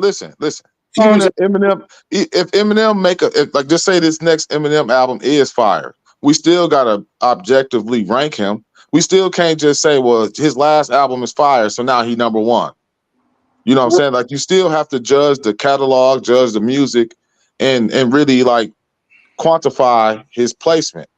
You know what I'm saying? And I always said top 50 hip hop album. He does not have a legit top 50 hip hop album. If Slim Shady, it's not. Slim Shady or Eminem Show is not in the top. Well, no, I'm saying What M did, I've never seen a rapper do. And now, if elaborate on that. What did he do that you've never seen a rapper do? Eminem is coming out of the underground. Much as we don't want to admit this, he made his bone. He cut his teeth battling. A lot of these rappers don't. Where is your battle record of you battling MCs? Eminem came out the underground battling. It was comedic. That's a movie. That's not real life. So he said it herself. They put together that Rap Olympics to showcase him. All right, Leroy, let me ask you this. We should get Wendy on here and you know what I mean? Let me ask you this, Leroy. Since you got the cape on today. I really don't. Hold on. Just let me hear me out. Does M have a better album than Jay's first four? Bro, you know No, man. Come on, man. Don't dip and dodge. Or okay, listen. I don't want to hear you say Jay-Z, so my fault. I'm not even gonna bring Jay in this. Yeah. Does M have a better album than Kanye's first four? I think lyrically, M probably has an edge on Kanye. That's not what he asked you. That's not what he asked you at all. To answer that specific question, I do not know. I do not. I mean, just to your taste and your flavor and what you like. Does M have his first four albums? Which album is the Eminem show better than out of Kanye's first four? I mean, I'm being super real. If I don't know the answer to a question, if I take College Dropout, Slim Shady, Marshall Mathers, Late Registration, I'm listening to the music of Kanye and being like, man, that's crazy. That's like some dope musicality. And I'm listening to M's rhyming and saying that's some dope lyricism. So I don't know which one's better. Okay, now we got to stop playing this lyricism game. I love lyricism. Like that. I'm a lyrical guy. If the lyricism's like that and you're a lyrical guy and you're praising him for that, can you give us some examples? But see, I'm not even praising him. I know that y'all was alive when M came out. So I know everything I'm saying y'all witnessed with your own eyes. And I know that these verses ain't like that. That's why I want you to actually quote them, because what you're doing is saying that these verses are some super lyrical shit, and it's really not. So if it's like that, quote them like we quote the J stuff. And that's why I brought up the first point before, where I said like these songs came out in the prime of our lives. When we were 21, 22, 23, 24, however old we are, we were in the prime of our lives. So if we're going to judge the music the way that the younger generation of now in the 2024 judge it, that music should be the best shit that we heard in our lifetime. We shouldn't have the respect. Roll off the tongue, man. Like, I got you. Yeah. The infamous. You heard of us, official Queensbridge murderers. Like when I'm listening to Jay-Z's first few albums, I'm in high school, y'all. I don't have a lot going on in life, so I could sit there and memorize verses and do. I'm in high school. Leroy, you got kids, right? Leroy, you got kids, right? Yeah. How old is my oldest baby is 16. Right, she's 16 right now. Songs that she was liking when she was 13, 14. Half of them songs that she was liking back then, she done with them. She don't even remember half of the artists that made them. It don't mean as much to the music that she like now. You know what I'm saying? So it should like if this is my argument with the old head, young head thing, that where we have relevance and we revere guys like a KRS-One, a Slick Rick, a Rakim, people that was out when we was 8, 9, 7. We were young when we was listening to this, and then when we get to the Nas's and to the Wu-Tangs, right? We was 11, 12, 13 years old. But when it comes down to the Nellies, to the Ludacris's, to the even some of the Jay-Z albums that came out, we don't hold them. Like we're not thinking about it like that, because that music held on to us for so long. Even the Ice Cubes, it held on to us. The music stood the test of time. We was able to tell the difference that, okay, yeah, Luda nice. I'm 22 years old, but he ain't better than Nas. We was able to really differentiate, like what. our brains were also forming at the time of listening to these albums. Like literally, our brains were forming. So, Brian chat says, "What up, guys? Just want to say I've been loving the new show format. These are the best hip hop conversations out right now. Thank you, appreciate the love. We got more and more coming. I think it was another threw Eminem's album out the window. So it's no way I can ever convince Mike. When somebody throws your CD out the window, they can't be convinced. Check this out, Leroy. I like the Eminem show. I was talking about brothers of yo, Leroy, quick question, story time for the fans, for the folks, man. When we were youngins, we threw T.I.'s first CD out the window. We did. But we came out, we appreciate T.I. We respect T.I. as a legend, King of the South. He made dope records, one of our favorite records. We got him in the top 50, ranked high. So it's not about that. T.I. turned around, and we come around. We should have thrown the CD out the window. Yeah, you threw T.I.'s first album out the window, not because it was totally trash, because the album got about 3 or 4 dope songs. Well, let me put it all in context. So we went to school with T.I.'s god sister, and we went over to Shauna's house. You know what I'm saying? And Shauna's mom was like, "Yo, check out my nephew or whatnot, or my godson. He just signed the Arista, and it was a snippet CD. So it wasn't like the whole I'm Serious CD. And so, yeah, it had one whole song on it. It was I'm Serious, the one that Beanie Man, the Neptunes, and it had a bunch of snippets on it. And, yeah, we didn't like the snippets. Shout out to DJ Mars, my brother now, and he was hosting that thing. It happens. It happens. It happens. And Brian G, man, he wanted us to expound. He wanted me specifically to expound on why J. Cole is better than Eminem. I mean, I would just reference his last feature run over the last 2-3 years as evidence that J. Cole is better than M. I've never seen M go on a tear like that Cole has been on. From the Yachty song, from the song with Gucci Mane. Even though I wasn't a big fan of the record, the song with Dirk. You got First Person Shooter. You got the song with B.L. London. Cole came out Cole came out in 2011, 2010. Yeah, 2010, 2011, yeah. Yeah, so if you take Eminem from that point on, I think, Eminem had Recovery. He had the Marshall Mathers LP2 at the time. I would say Born Sinner. I would say KOD, Forest Hills Drive. I would say J. Cole's put out better albums from 2010 up to 2024 than Eminem. I mean, if you want to just judge J. Cole when he came out and Eminem during that span of time, J. Cole's been the better rapper. It just is. I mean, with their whole catalog all together, do you think that Eminem would beat J. Cole in the versus matchup? I don't think so. But I'm just saying, I'm just trying to be fair and just looking from 2010 to 2024. Eminem. You cannot say that Eminem has been a better rapper during that span of time than J. Cole. From a feature perspective, from a bar perspective, from an album perspective, it's not matching up. We can just do a versus from that period of time, Mike. Let's do 2010 to 2024 versus J. Cole versus Eminem. It's not even close. I think it would be fair to go with the whole catalog, because I think that overall J. Cole might actually have just as much, if not more, music than Eminem anyway. Stephon Young with the super chat says M shit didn't age well, Leroy. Yeah, but okay. Like, you're naming all these negatives. What a negative doesn't take away your greatness is what I'm saying. You can say all this negative stuff about someone and they could still be great.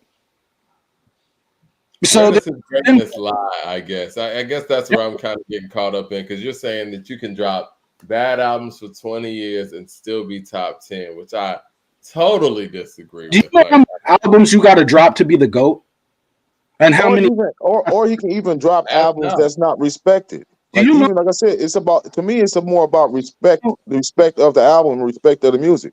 If you go with any J. Cole song, right?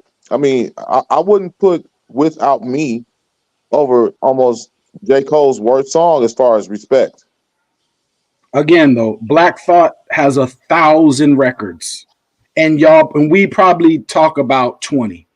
Because we still respect Black Thought's. We still respect his. We respect Black Thought's worst song versus Eminem's greatest hits.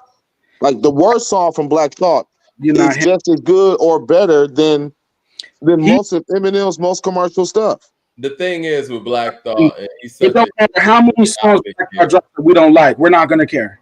Well, Black Thought's such an interesting topic because he's one of the only. I mean, he's one of the only guys that we can really say, as a lyricist and as an individual MC, has gotten better and better and better over the years, and he's always been dope. And I think that, I mean, me personally, I mean, I thought he was dope with the Roots, but I think that the Roots kind of held, I mean, their sound and their whole theme and the way that they approach music kind of held at least me back as an MC, as a hip hop fan, how great of an MC that Black Thought really was. Like, I didn't realize how incredible he was until he got outside of that root sound and he continued to elevate. And I think that he's a very different situation because there's not many people, period, that can out-rap Black Thought right now. But if we start looking at the actual songs, we start actually looking at the albums and stuff. Yeah, he got songs like "You Got Me" and stuff, but Wayne has 1,000 people that he's in the class with. And like you said, Mike. Like, and we don't care. We're still gonna give Eminem. We're still gonna give Wayne his greatness. We don't care if he drops 1,000 songs we don't like. Even with a song like "You Got Me," right? It still has the respect of the culture. More than pretty much any Eminem song that you can name. It's still respected in M got respect outside. If M walks outside in anyone's neighborhood right now, he's gonna get respected. But Leroy, you missing what I'm saying. I'm saying you're talking about the person, not the music. Yeah, the actual music of "You Got Me" with Erykah Badu is respected in the culture more than na na na na na or anything that he, you know what I'm saying? Like, come on, man. Like, let's just keep it real. Like, this is the point that we really saying. It's more respected lyrically. It's more respected, song wise. Yes, Eminem may be more entertaining and more, you know, he have more antics. He make better videos, if we want to even say all that. But Weird Al Yankovic style, though. Eminem is not respected out here. Like, Eminem is not respected. Like, what y'all talking about? We're talking about the music. Like, yeah, I always look at it like this. Hip hop started out in the park, right? If we have DJ Kool Herc sitting there at the Park Jam in the Bronx, is he gonna play any of this man's records? Is he gonna play Ghostface's last record that just came out? No. I bet he'll play Shay Shay LaGhost in the park, though. So that was 20 years ago. I bet he'll play an Eminem song from 20 years ago. He ain't got none.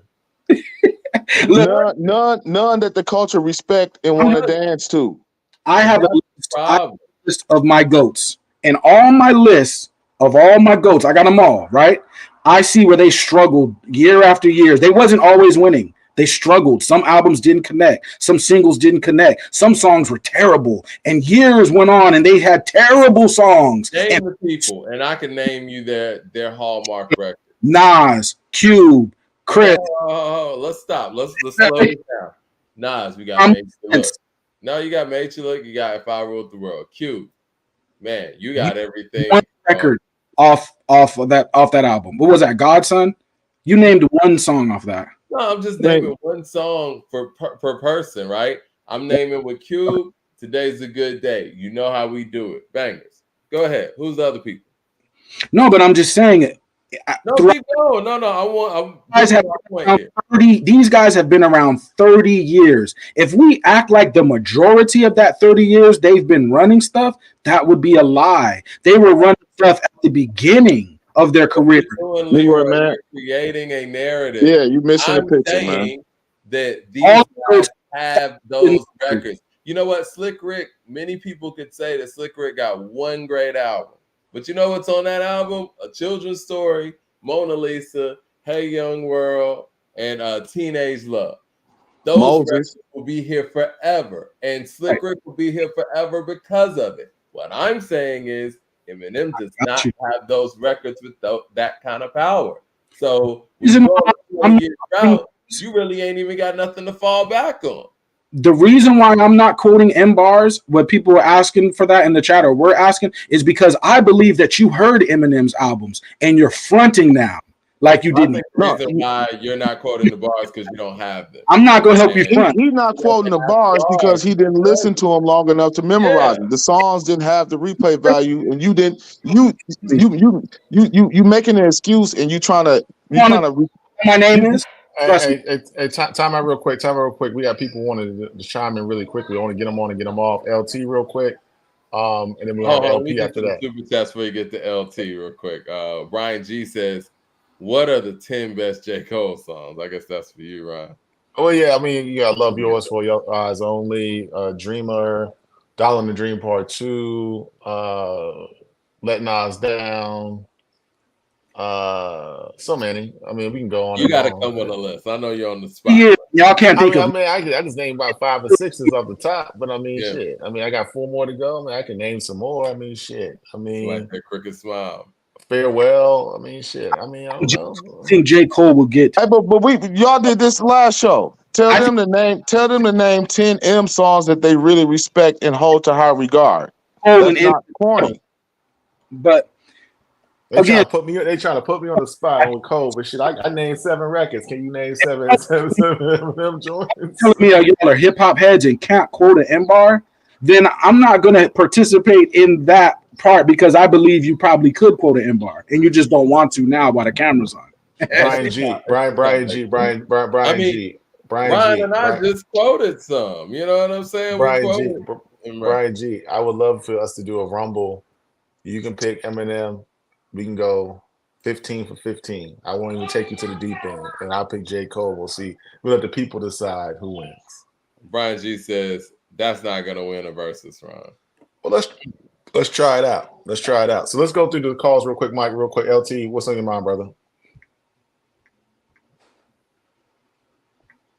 We're gonna go LT, then Bruce, DJ Bruce. LT, what's on your mind, brother, tonight? Uh-oh, can you hear me? All right, there we go. All right, y'all hear me? Yeah, we hear you. What's on your mind tonight, brother? Yeah. God bless. So I'm hearing a lot of kind of piling on Leroy. That's why I kind of want to come in. And it's respect to everybody though. But of course, Mike knows how I am about Eminem and just the history. I mean, he did what he was supposed to do. Of course, came in, knocked it out, sold the records, he spit the bars. But now, like Mike said, I mean, he kind of after the first 4 albums, it hit a peak.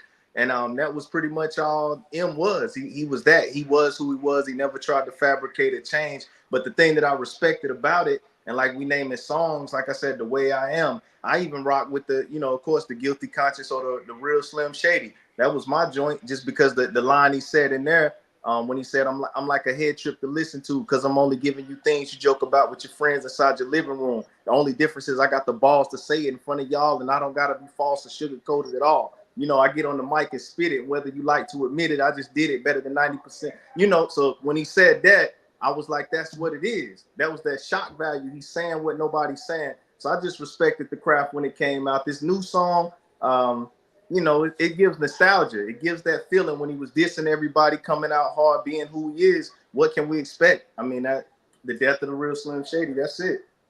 That's what's up. That's what's up, LT, man. We appreciate Shout that, out brother. to LT in the building. Good to see you, Shout bro. out to LT, man. But check in with us on Wednesday, brother. We're gonna get it. We're gonna dig into that a little bit more, man. Appreciate you, brother. Super. All right, Ron. Peace, fam. Peace. LT, what's good, bro? LP, what's good, bro? Hey, what's good, fellas? How's it going? Y'all can hear me? Yes, Yeah, sir. we hear, man. What's on your mind tonight, brother? Word. Man, I can quote Eminem. I can quote the first 3 albums. I sit back with this bag of zigzags, right? The thing is that at that time he was saying something like with the subject matter, even if we couldn't relate because we don't come from it, we understood how it was relatable to people. Now, 15, 20 years later, I got no shells like a Taco Bell because I rock those bells and then trying to rhyme orange with porridge. And nope, that's not relatable. At this point, all he's doing is just trying to put words together to put them together. If we want to say that he's a top 10 lyricist, because just based off the act of I can put words together that rhyme together, you know how many rappers would if you were given that freedom. Yeah, imagine a Black Thought if you said, hey, man, don't worry about trying to say something clever.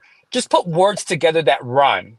Or Nas, just rhyme words together. So that's why I hold storytelling to a high standard, because if you can have rhymes and multi-syllables and still tell a story, you're always going to have that's a higher degree of difficulty. Action Bronson is a rapper that comes to mind, that when you listen to him, the words always rhyme together, but he forces his subject matter to be twisted because he cares more about the words rhyming than what he's saying. To me, a top lyricist, you don't sacrifice the rhymes for your story or the subject, and you don't sacrifice the subject just to make words rhyme together. And I think that's been the issue with M the past 15 years, or since recovery. My apologies. I think that's the last time he made an album where the subject matter remotely matched his pen. Now it's just, how many words can I rhyme within each bar, and how many syllables, and can I rhyme full sentences? And that's been his priority. In spite of the quality of the music, and like the Conway song, y'all remember when he got on that Conway record, and he just fucked it all the way up. I like EPMD too. I can't listen to it because he reindeer and rain spear. Like, what are you doing, bro? You're on a song with Nas and EPMD. What? Right? Come on, bro. I got no claw like Christmas, or like what, bro? Like, and then Leroy, to your point about, I look at album that don't make sense, and we love it. I'm sorry. We love it. We Ghostface no album that don't make no sense, and we love it. You're not gonna bring Ghostface in this, man. It's different when you say black bars and bars like I make it rain deer, as opposed to somebody spitting something you don't understand. And even within those rhymes, Ghostface still says chop the O, sprinkle little snow inside the Optimo. He's still saying something. You know what I'm saying? The kid with the most knowledge will attain the touch top dollars. Like, even within the goofy shit, he's dropping. Come on, bruh. Like, it's not the same. It's not about the point. This and Ghost on that. Come on. About the fact that I like that I don't understand it. And there are millions of people like that. They listen to Busta because he's not relatable. He's yelling and screaming. They listen to Lupe because he's not relatable. He's talking about samurais in the body of Amy Winehouse. They like but that's the thing. People do he's not relatable. They do relate to Lupe. That's not relatable. There's a big difference between being relatable or not being relatable to whatever fan base you choose to rap to, and actually saying or not saying something in spite of the words that you're putting together. The majority of Busta's music, when he's rapping, he's doing features. So his style has always been to be out there and to go in different boxes and all that kind of stuff. And people like the style that's attached to what he's doing, because we know that that's the case and that's what he's doing at that time. With Eminem at this point, all he's doing, and there's nothing wrong if that's what you like, but what we're saying, I look at it like sports. Eminem started off like, imagine if Patrick Mahomes, he's a Hall of Famer, right? Imagine if for the rest of his career, he goes from winning 3 Super Bowls, 2 MVPs, all the stats, he never makes it back to the Super Bowl. He never wins another MVP. Some of the other cats start winning Super Bowls, and then you got younger cats that come in that have a similar arc to yours. What happens is that you're still great, you're still a Hall of Famer, but you fell off because other people either caught up to you or passed you, because just because you started great doesn't mean that you're finishing, because you're wheezing at the end, like a boy Jay-Z said, right? It's a marathon, and Eminem is wheezing when it comes to all the things that we look at when talking about who a top MC is. Nobody says Busta is a top 10 MC. Nobody. Now Lupe might be different, because I like the last thing that he did was the Zion album. He's talking about shit. Actually, the last song on the Zion, there was no verse for the first thing, but even then that made sense, because he's saying we're killing each other. That's it. That's the rap. The concept of it makes sense, right? LP, that was a great point, and you're cooking up right now, man. But I got a guy. We want to be fair here. You know, Mike wants to be fair. I want to be fair. No. DJ. We want to get somebody from Michigan, from Detroit is on, and we want to be fair and bring somebody from that neck of the woods on to defend Eminem. So DJ Bruce Almighty wants to say some words to defend his hometown guy in Michigan, Eminem. So DJ Bruce Almighty, sir, what's on your mind? And I seem to be you agree with Leroy here. Yo, so Ron, I appreciate that. I'm not from Detroit, Michigan, bro. I don't know where we got that from. You from St. Louis, right? You from St. Louis, I'm from Miami, Florida. You live in Michigan, don't you? Nah, I live in Tampa, Florida. Oh shit, man. I'm my bad, bro. My bad, Nah, it's bro. all good. I'm a sipping, bro. I'm tripping. It's all good. So first of all, LP was cooking. Exactly what I came to say. He said he took the words right out of my mouth, but I want to add some more points. And Leroy, please don't cut me off because I'm trying to drag you out this hole you buried yourself in. If you say so. So Super Duper said something that caught my attention when you asked if DJ Kool Herc would play him if there was in the part, right? And he said they don't get the respect and people wouldn't dance to it. But the music he makes is not made for us to dance to. He has a whole different lane. So we might not like his music because it's not geared towards us. But the people it's geared towards, they love it. So when we see him talk about certain songs he don't have that catalog. He does. In the eyes of the people, it's made for. So I get what y'all are saying, and I'm kind of on y'all side, but I got to rap with Leroy too because dude can rap. He can rap. He chooses to have that kind of content because he has a different lane. If you ever heard his very first album, Infinite, he's on some whole different hip hop type music. Dr. Dre planned for him to go the whole Slim Shady route and have all that crazy stuff because it sells, and that's what he's been doing. As far as his rap, all the people y'all say, you talk about respect, they respect him. You name Rakim, KRS-One, Lil Wayne. Lil Wayne say he's scared to get on the track with him because he brings his A game. All he do is bring the A game when they jump on the track with Eminem because he is the truth. I can't quote no bars. I'm not a fan. I do not listen to his music. If it comes out, I listen to it once, I throw it to the side. But the man can spit. That's not. We've got a We lot of never trauma. said. We never we said he got a lot of couldn't. trauma. I never denied Eminem's rapping ability. Mike Did though. Howard, Mike did. y'all been giving him props for an hour. In the midst of clowning him, in between clowning him, you're giving him props. So I don't know which one to believe. I don't Super know. duper. You said he Because doesn't have both the can be true, respect. Leroy. You can give him respect and still clown what he's been doing lately. Then nothing I said was out of bounds. If both can be true, then everything. Somebody tell me he's top 10, I wouldn't argue with them for it. He's probably in my top 10. He's not my top 10 favorite. I That's don't my ride with him. argument right there. That's my only argument is that he's not top 10. But he has at least three. Let me ask you a question real quick. He has at least 3 albums that the people say are classic. Right? What people? Right. Fans. No. No.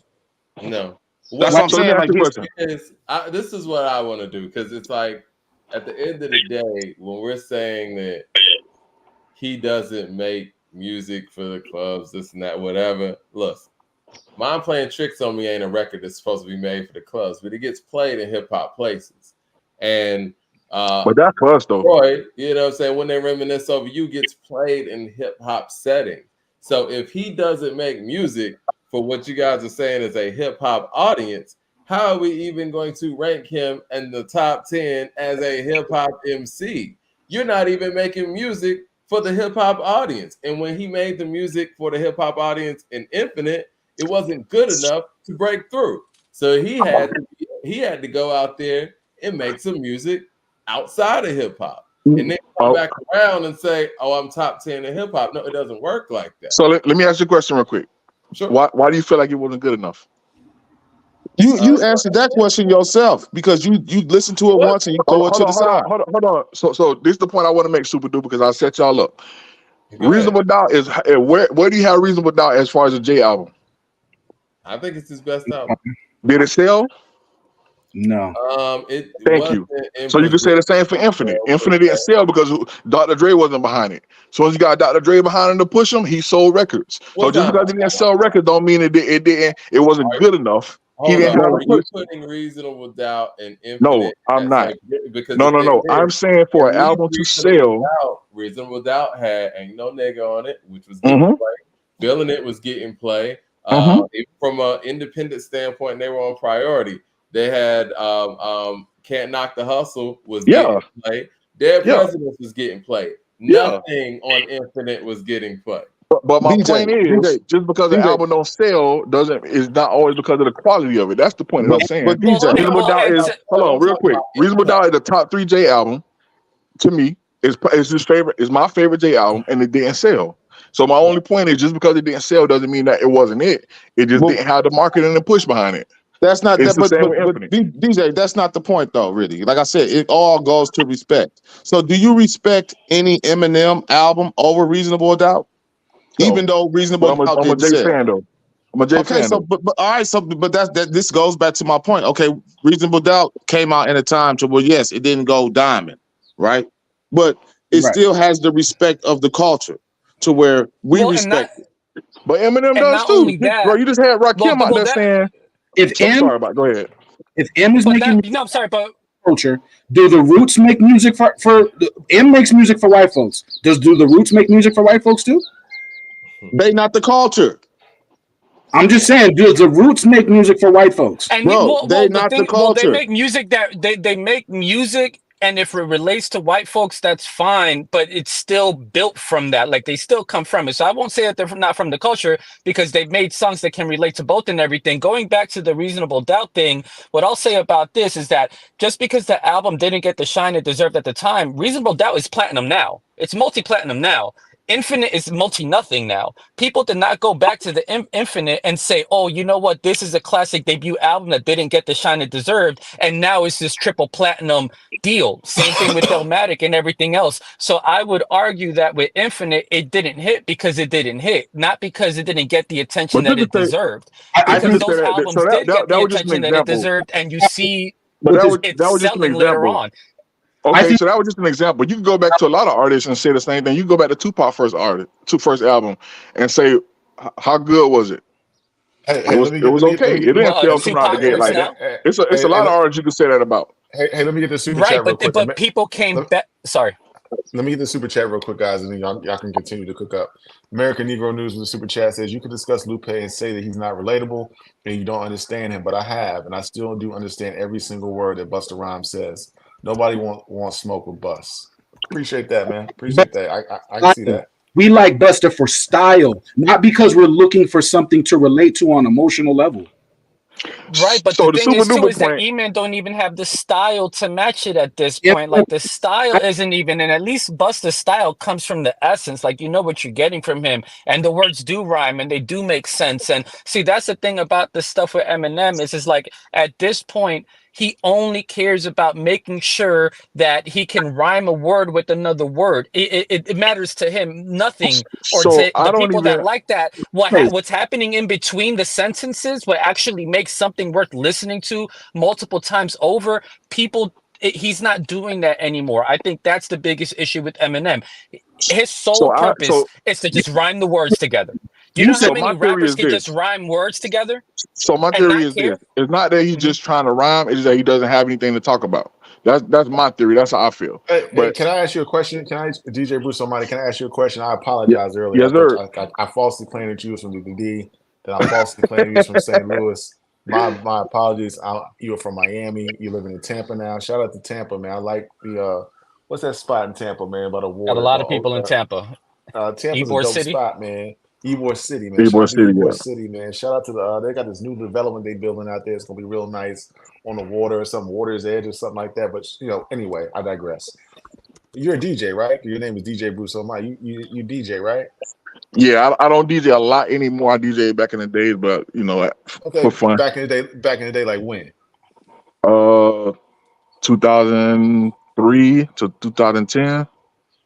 Okay. Well, damn. I thought you were still DJ. I was gonna ask you. Your last DJ said you playing the Eminem record, so that kind of So I'm getting back into it. So I did a house party actually for my daughter. Like Okay. last week. I didn't play any Eminem. I won't play any Eminem. I'm not an Eminem Oh. fan. Okay. I'm not an Interesting. Eminem fan, which I've said a few times. But he can rap. But nah, I wouldn't play Eminem at a party. But there's a lot But of dope rappers I wouldn't play at a don't party. hop in the I wouldn't pot play with I Leroy, wouldn't play man. Griselda. I wouldn't play Griselda at a party. And I listen to Griselda. I probably wouldn't play Big Crit at a party. And I listen to him all the time. I wouldn't play Saha the Prince at a party. I listen to him all the time. It's a lot of rappers who are super dope that just not made for parties. we Okay. love All right. names, and I don't think any of us are reaching for Untitled to play at a party. I'm gonna be honest with you. In Florida, we don't really play Jay-Z like that in the parties. And Jay-Z is my favorite rapper of all time. I don't go to a party and be like, I'm gonna play Jay-Z. It might be one or two songs I play every now and then. I don't even do that because they're gonna look at me You crazy. ain't been to the clubs Leroy been to because he says that they be playing This Can't They Be do. Life at the club. You know what I'm Sometimes saying? they play. I know You might I'm hear playing, man. Give It To but Me let's or like Big Pimpin' I, every now and then, but we don't really play Jay-Z like Hey, that. but super let's duper. let's keep it real, y'all. Let's just keep it real amongst ourselves about what we really even listening to. And the most places that we listening to our music. When we get in the car, when we Yep. sitting down at home. I don't care about the club. I don't care what they're doing in the strip club. I don't care if I don't care about dancing to the music. I'm talking about just what we listen to in our real spare time. Like I said, that's in the drive on the highway. That's going to work in the morning. That's something that you actually wake up in the morning and be like, you know what? Let me hear this song. Nobody is truly picking Eminem. You can't tell me that you woke up in the morning ever wanting to hear the real Slim Shady So I ever in agree your with you, life. right? I agree with you. It's 2 songs I play for Eminem. One of them is absolutely crazy as far as the content. It's called As the World Turns. And then the second one is Stan. I listen to Stan all the time. But other than that, I don't really play Eminem. But again, I admit it. I'm not a fan. I just think he's super Right, talented. and look how far back we got to go to pull references, right? So even when Ron is talking about the J. Cole thing, I don't necessarily have J. Cole over Nas. I mean, sorry, over M all time. But if we're talking about since 2011 or 2009 when they both dropped, I don't think there's an argument to be made that Eminem has made better music than Cole or has had better verses than Cole. Unless you don't care about subject matter and you only care about how words are being rhymed together, how many words are being rhymed together, and how many bars you're able to spit within a 16. Like to me, that's the only real standard that you can start putting Eminem above any of the more current MCs in the past 20 years. Like, you know what I'm saying? The past 12, 13 years, and even before that. So it's like The only thing we care about when it comes to Black Thought is bars. That's all we care about. No, So not really, man. Because if you go back to Cheat Codes, he is saying so. Aquamarine is a great Yeah, song. Like he's yeah. saying stuff, right? Like the bro, freestyles might be one thing because he's freestyling. We're trying to compare Black Thought when he freestyles on Funk Flex, and you're just the art of freestyling, as opposed to Eminem, where his albums all sound like that. And again, he doesn't get. And Black Thought is not sacrificing his words for the beat. He's not sacrificing the music to just rhyme words together. The flows He's sound not. good. The beats are good. It all comes together. It all makes sense. Hey, but LP, I do want to say this, right? To us, we feel that way, and I 100% agree with you, right? But to his fans, come they on, still man. like it, and he's doing it for those people because he's still selling records, You still told getting streams, and he's doing it for that particular group of people who like his music. yeah, No, I Hey, but understand that. one, real quick. I know people said we don't want to. I want to bring on John Nori real quick, and then I want to segue into the Rakim segment because Rakim's got an album that's about to come out soon. I think his first album in 15 years, and I also want to talk. I want to frame that conversation around with Method Man. I think Method Man and Red were at Summer Jam in New York this week, and the Method Man said he's not going to go back anymore. And kind of talk about the age gap in hip hop and how we can properly give respect to our legends in the context of the Rakim rollout. But before we get into that, John Nori, welcome back to the program, sir. What's on your mind? Well, so I came at the right time because I seen that Method Man Redman video. That had me feeling away. But let's stick to Eminem. Like I was saying the other night, man, it's kind of hard to get a judge on Eminem because at this point, the way I see it, I think his whole fan base is a genre of itself. He's kind of a historical act at this point. He's been around for a long time. He's been doing what he's been doing for a very long time. And his fans, that's what they want. They want. I mean, I checked the comments for this new song that came out. All of them are saying Slim Shady's back, Slim Shady's back. They want that nostalgia push. That's what they want. They're not when they listen to any other rapper, you gotta somewhat be relevant. You gotta somewhat have everything like the standards we have for all the other rappers. You gotta have hot beats. You gotta somewhat be relevant. You can't be sounding like mad dated and old and shit. They'll totally leave those. Somebody got some crazy background. They'll totally leave that out. Like they'll totally remove all of those pressures. They'll remove Standards. all the standards as soon as they go to Eminem because they look at him different. And that's what I was telling you. That's how they look at him. So it's gonna be hard to really judge him in the top 10 with hip hop or a top 15 or top 25 if all of his fan base are excluding him from these kind of conversations. I mean, they only bring him up when they talk about who's the GOAT. They never bring up Eminem when they talk about who's the most conscious rapper or who's the hottest rapper in the game right now. Oh, who had the best verse? Oh, like it's only they only bring him up when it's goat we conversations and when them. they want to when they want to talk about when he dropped something. So he's not really like We can talk I don't about I it's hard because he's the dude's talented. He's super talented, but We could talk. He's kind of stuck in a rock and a hard place right now when it comes to the perception of his music and of its impact and what's going to be left behind when we think about him 20 years down the line. All of us agreed this man could rap. We all agreed on that. So it's like they see that too. But even if they don't know what they're talking about, again, I got to go back to Ghost too. If people can't quote bars from Big Doe Rehab or Apollo Kids, or I'm not going to hold that against Ghost because you can't quote those bars or because his bars don't make sense. I'm not, if Ghost spits a rhyme that doesn't make sense, I'm not going to hold that against Ghost because it's the style of Ghost that I hear. So it's like, come on, that's what M does. It's the style. You know what I mean? But you can see It's what he became. the style of Ghost. You can see the impact. You can see that in Griselda and all these mock comedy dudes. You can see the impact of Ghost. You can see the impact of Doom. M got like a lot. You can see you see the impact of M, but only when the other rappers who are literally trying to be M, like his little M juniors, then you can see that. To be like you would have to write out 1,000 syllables per song, and no one's gonna do that. No one's gonna do that. People do it. I hear those kind of rappers. They'd be rapping on Call of Duty sounding beats. You never see them on the algorithm when you actually look for hip hop records or underground acts. You don't see that in their algorithm. You see those kind of rappers in your algorithm when you start leaning into the Eminem area. That's when you start seeing the YouTube rappers who are trying to be Eminem Jr.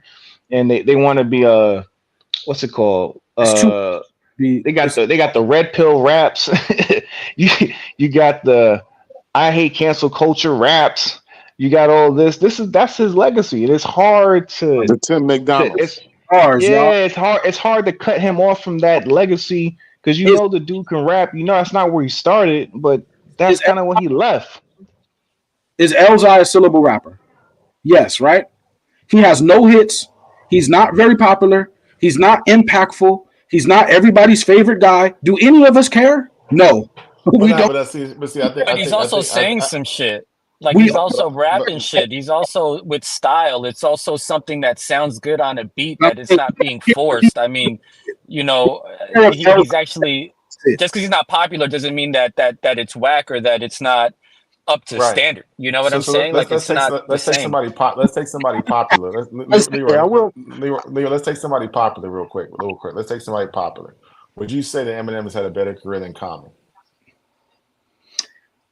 I mean, a better career. So we're talking business. Is he a better artist? Is Eminem a better artist than Common? A hip hop artist than Common? No, I'm a black man, so no. Well, you should be having that standard every time you bring the man up. No offense. Exactly. No, well, that's a standard. If you're talking about a black experience, I'm probably going to gravitate to that more than a white man's experience. I'm sorry. No, but go ahead, Super Duper. I think that this goes back to what I'm saying, Leroy. You respect what Common has dropped more than you respect from Eminem. Yeah, it's not. So for me, it's not about Eminem being white at all. It's just about the music and the actual lyrics and the songs that he create. That I just don't respect it enough to be able to put him in the top 10 range. And that's fine. M's not in my top 10. So but Super Duper, also you base that on like your personal life, right? Because you can't relate to it.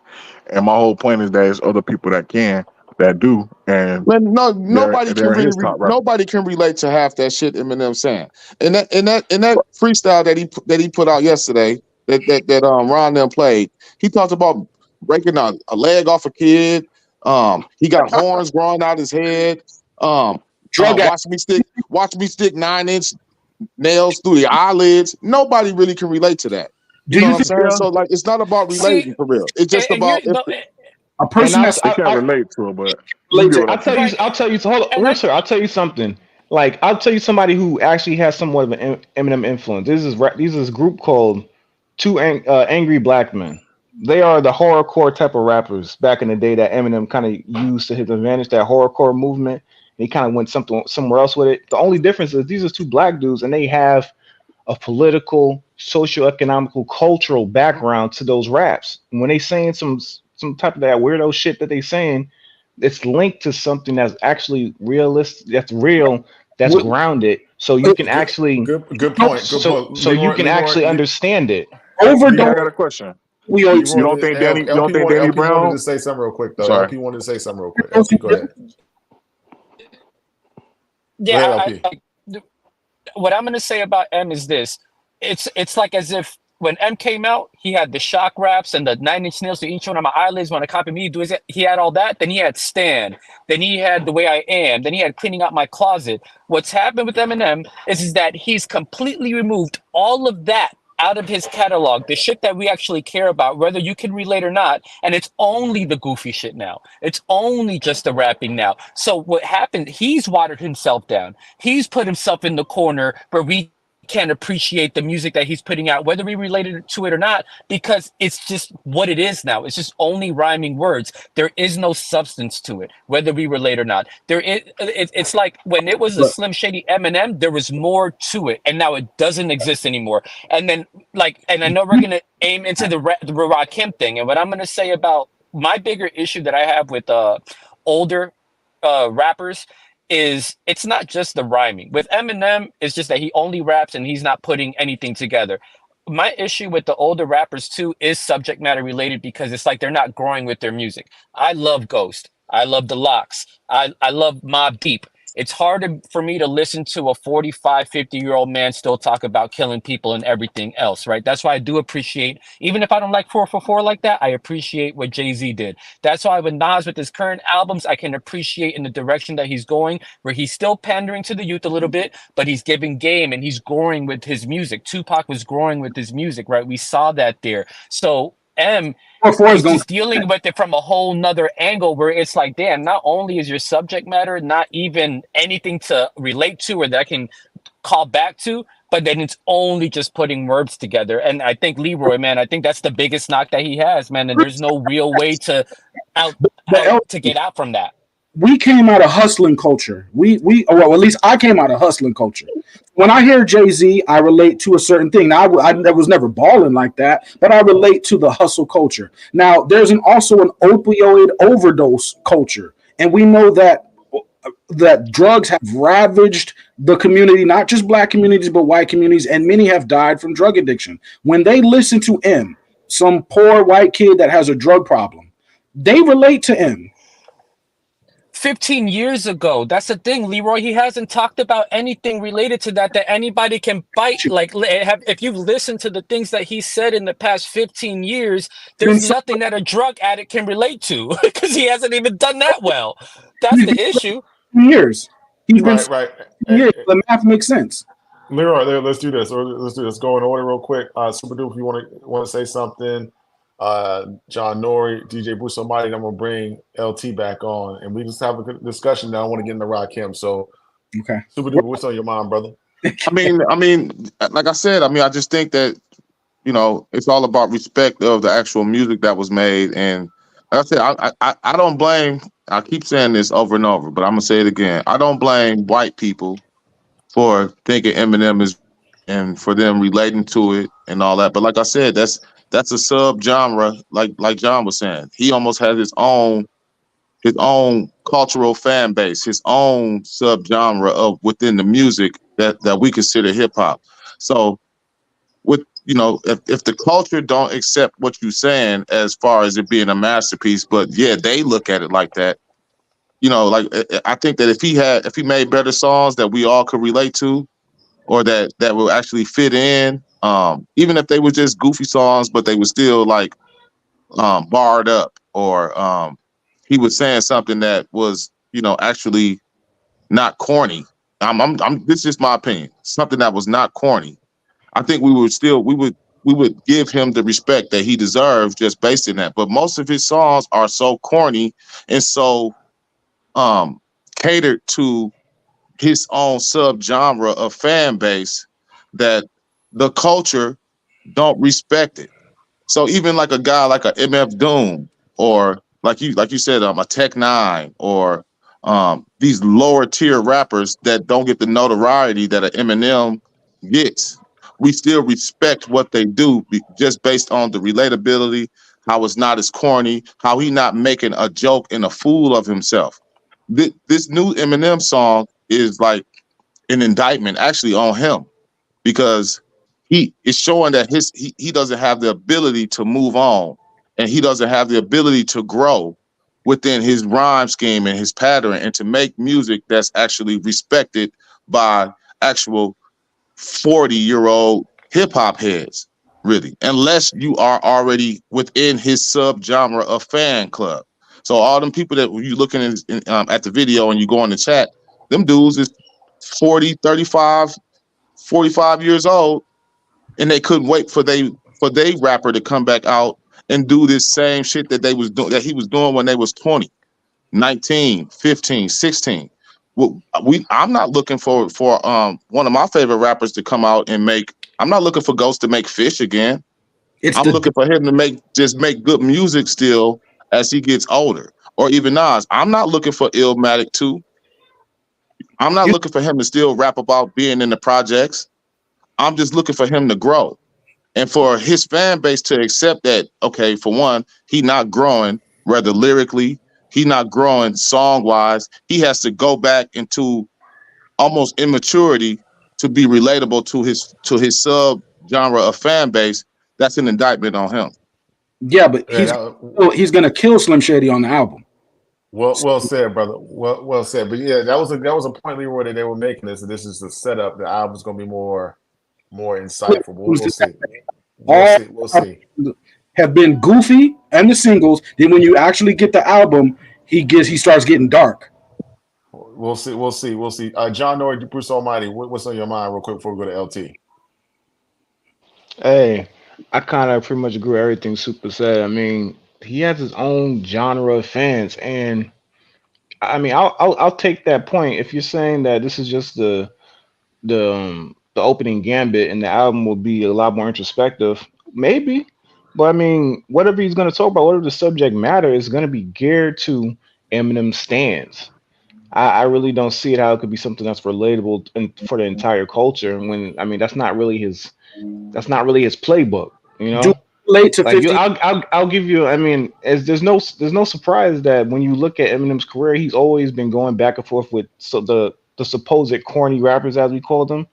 There's a reason why he be going back and forth with those guys a lot of the time, because in his neck of the woods, that's safe. That's a safe kill. Like, let me go beef against Nick Cannon. Let me go start beef with Moby. Let me go start beef with some pop singer. It's like, yeah, Mariah Carey. I mean, come on.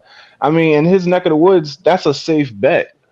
And you could tell that's how his team been moving him. Let's stick to the safe bet. You have this rabid fan base. They might not be the hip hop head fan base that you wanted when you first started in 99 and 98, but you come this far. At this point, he gotta at this point, nothing he can really do. I mean, he can, if he wants to, he can try to pivot and do something that's more culturally admired, and you'll have the whole hip hop talk about, this is album of the year type of shit. But I mean, will his fans accept it? I don't know. Yo, Mike wasn't ducking on Eminem smoke. He wasn't. We were having some MacBook issues, man. My MacBook, I left my MacBook in the trunk of my car today. Look, I don't know if it exploded. It exploded, and then Mike had to leave. He has some technical issues with his MacBook too, so he might be back. But LT, real quick. LT's been patiently waiting, man. What's on your mind, brother? Oh man, it's just a lot. It's a lot. Oh man, I don't know where to start. Man, one thing, of course, like with the album, it's supposed to be a thematic album, a theme album, of course, the death of the Slim Shady. So, of course, he's going to reach back, into the bag that he came from, because it's the death of Slim Shady. So, of course, I don't think he's trying to relate to, like, the whole culture. Like I was saying in the chat, he hit his demographic. I mean, isn't that what the purpose of any artist, any rapper that ever came out? They're supposed to speak to their demographic. And if they can do that well, you won. You did what you were supposed to. Like even like Super, like with Jay-Z. Like, think about if Jay-Z wasn't rapping about hustling. Like, if his subject matter was not hustling, then Eminem probably would be way better than Jay. If you take away the subject matter of hustling and keep Jay with the same skill set, what's the difference between him and Eminem? The difference is Jay making better songs than Eminem, even regardless if it's a hustling song or not. He can make a hustling song sound better than Eminem making a song about killing his mama or Would you M to tell you his real life, would you support that? Like, imagine if Jay, Nas, M Yeah, I told would support you that. what life was like. Y'all would, y'all, I would respect it more, and I would respect the lyrical ability and the song making of it. But his real life. Y'all hated that. check it out, but would a white kid from that surrounding say that he's not making those songs good? M. You said, would a white kid say that? Would a white kid from that environment, would he say that M is not talking about that subject matter in a well, skillful sounding product? Like I said, Exactly. I think that we relate to good music, period. So this, like I said, Right. this That's don't not got true. nothing to do. This has nothing to do with him being white or black. But it's not white or black, but it is content. So let me ask you a question, right? Because you're a hip hop fan. If you compare the greatest rock and roll song ever to the greatest hip hop song ever, the hip hop fan is probably gonna pick the hip hop song because it's geared towards you. If it's the rock and roll fan, gonna pick the rock and roll song. So yeah, But it's you're not not about going his to not color. like the It's rock about and the roll song content. either. You can respect the rock and roll song and still appreciate what that Yeah, rock but and roll you're song gonna is. go with the one that's geared towards you though. Like if it's something you relate to and it's geared towards what you like and what your ear hears. Like it's some people they only listen to Trump thumping hip hop music. That's what they like. And Honestly, they Yeah, don't listen to but none of this the goes back post to what we space were and saying about Eminem having his own subgenre of fans that can respect and relate and try to, like, I won't even say try to pretend because it's true to them, but you know they still coming into this hip hop space and they're gonna put what Eminem's saying over or respect it more than a Tupac, a Nas, or a Jay-Z. And for somebody that's from the culture, the actual real true culture, not the subgenre fan base, to me that's ludicrous. That's crazy. That's not acceptable for me. It's but not. we can't do I nothing didn't mean about to jump in. I know it ain't my turn. Go ahead, my bad. No, it's not. Real quick, and I'll just wrap up because I know, man, I got so much to say. Hey, Ron, too, get my contact. Tell Mike to hit me up. I got the cats from Tour wanting to do some business too, Ron. And Hey, email me your contact, man, at ronald@accordingtohiphop.com, and I'm gonna lock you in. at Ronald at accordingtohiphop.com. Yeah, ronald@accordingtohiphop.com, and I'm gonna lock you in, and then we Okay. can get the math together. You know what I mean? Last thing, perfect. And it's the last thing I say about it. I'm just from, because I came from a background of back in North Carolina, back in the, some of the roughest parts. And I'm not like the hardest gangster thug and none of that stuff. But, my uncles and my whole family was, and I was around that. I had to convince, I'm like 11 years old when the Eminem Slim Shady LP came out. I listened. I said, man, this is some goofy sounding stuff, but it's a breath of fresh air in the 90s, in the late 90s. And I heard the bars and I said, man, he got skills. Like we all agree. So I convinced people in the hood. They're like, man, that's whack. He's a white dude. I'm not accepting that. I said, listen to what he's saying. He got skills though. And they heard and they're like, oh man, he really do. They heard the album. Said he got skills. We give him a shot. But I don't like the music. Like Super saying, we don't relate. We in the streets. We Wu-Tang. We DMX. We Jay-Z. So we not going to gravitate to that. But you can't knock the skills. Me, myself, I liked it because he did his craft to the maximum of his ability. He didn't try to be anything. Yes. That's it. Hey, Well, I'm gonna keep it short and sweet. wait, Oh, I'll end on this. I'm not sure if he even did the max on us. When you look at his skill, I'll Okay. tell you what. When you look at the Super Bowl, everybody did the Dr. Dre Super Bowl, everybody did their hits. Eminem did Lose Yourself. There's no surprise that that song is connected with everybody worldwide. That is a true song. Intro, verses, chorus, finale, last chorus, like that's a full story coming up. The hustle, the struggle, self-defiance, believing in yourself, all that shit. Anybody can relate to. You don't got to be a lover of an Eminem stand to relate to that song. If he had an album full of those, an album full of Lose Yourself, his ghost status would be, especially look at the reach that he had. If he had an album full of those, there would be no argument from a lot of us. But he don't have right. that. And he hasn't maxed out his incredible talent skill because he took the easy way out and went to the alternative hip hop fans who don't care about all of that content like that. They only care about, oh, does it sound good to me? Does it not sound like those other guys? Can I play Call of Duty to this? Can I go and stream with this? Is it taking me out? Does it taking me away from the blackness, from the struggle, from the anti woke shit? That's what they want. Hey, let So me it is jump what in it real quick. is. I'm supposed to go out to John. No, I'm gonna keep it short and sweet. You know who you never hear this conversation with? The other rappers, because they know that dude is nice. And they know when they come get in the booth for him, it's gonna be a problem. And Wayne said it himself. I gotta bring my A game when I come with this dude because he know them dudes, Rakim, Wayne, KRS-One, Jay-Z, all respect him. They don't even play with that dude. I'll leave They it at that. kissing ass, man. We know that they kissing ass, and they really respecting his rap format, not the songs. Because you can guarantee Rakim ain't playing shit from Eminem. Right, I because mean, let's take it to the culture, super duper, right? Because I've been in New York City when I've been driving down the West Side Highway in the back of a cab when it was 6'7". I think Wayne just got out of jail. He dropped 6'7". And Funkmaster Flex played that joint like 16 times in a row, dropping bombs on it. I was in New York when they played, you know what I'm saying, Kanye and Jay-Z that watched the first single from Watch the Throne. I ain't never heard Funk Flex drop no That was a bombs beautiful on it. time, man. That was a You know what beautiful I'm time, saying? Ron. I ain't never heard Funk Flex drop no bombs on no Eminem records when he dropped out. So that's the cultural things I'm talking about. It's not a black and white thing because I listen to a lot of music. Mike Black D does too. You know what I'm saying? I went to Las Vegas to see the U2 show at the Sphere in December, man. So music is supposed to touch you on a different level. Pause, you know what I'm saying? But it's supposed to touch you on a different level. You're supposed to feel it. You're supposed to get an emotion out of it. And what we're saying is it's not black or white. It's just the music that Eminem was putting out to a lot of us that, you know, who make the culture, who built the culture, is not connecting to us in that way. Now, we're not saying that Eminem can't spit.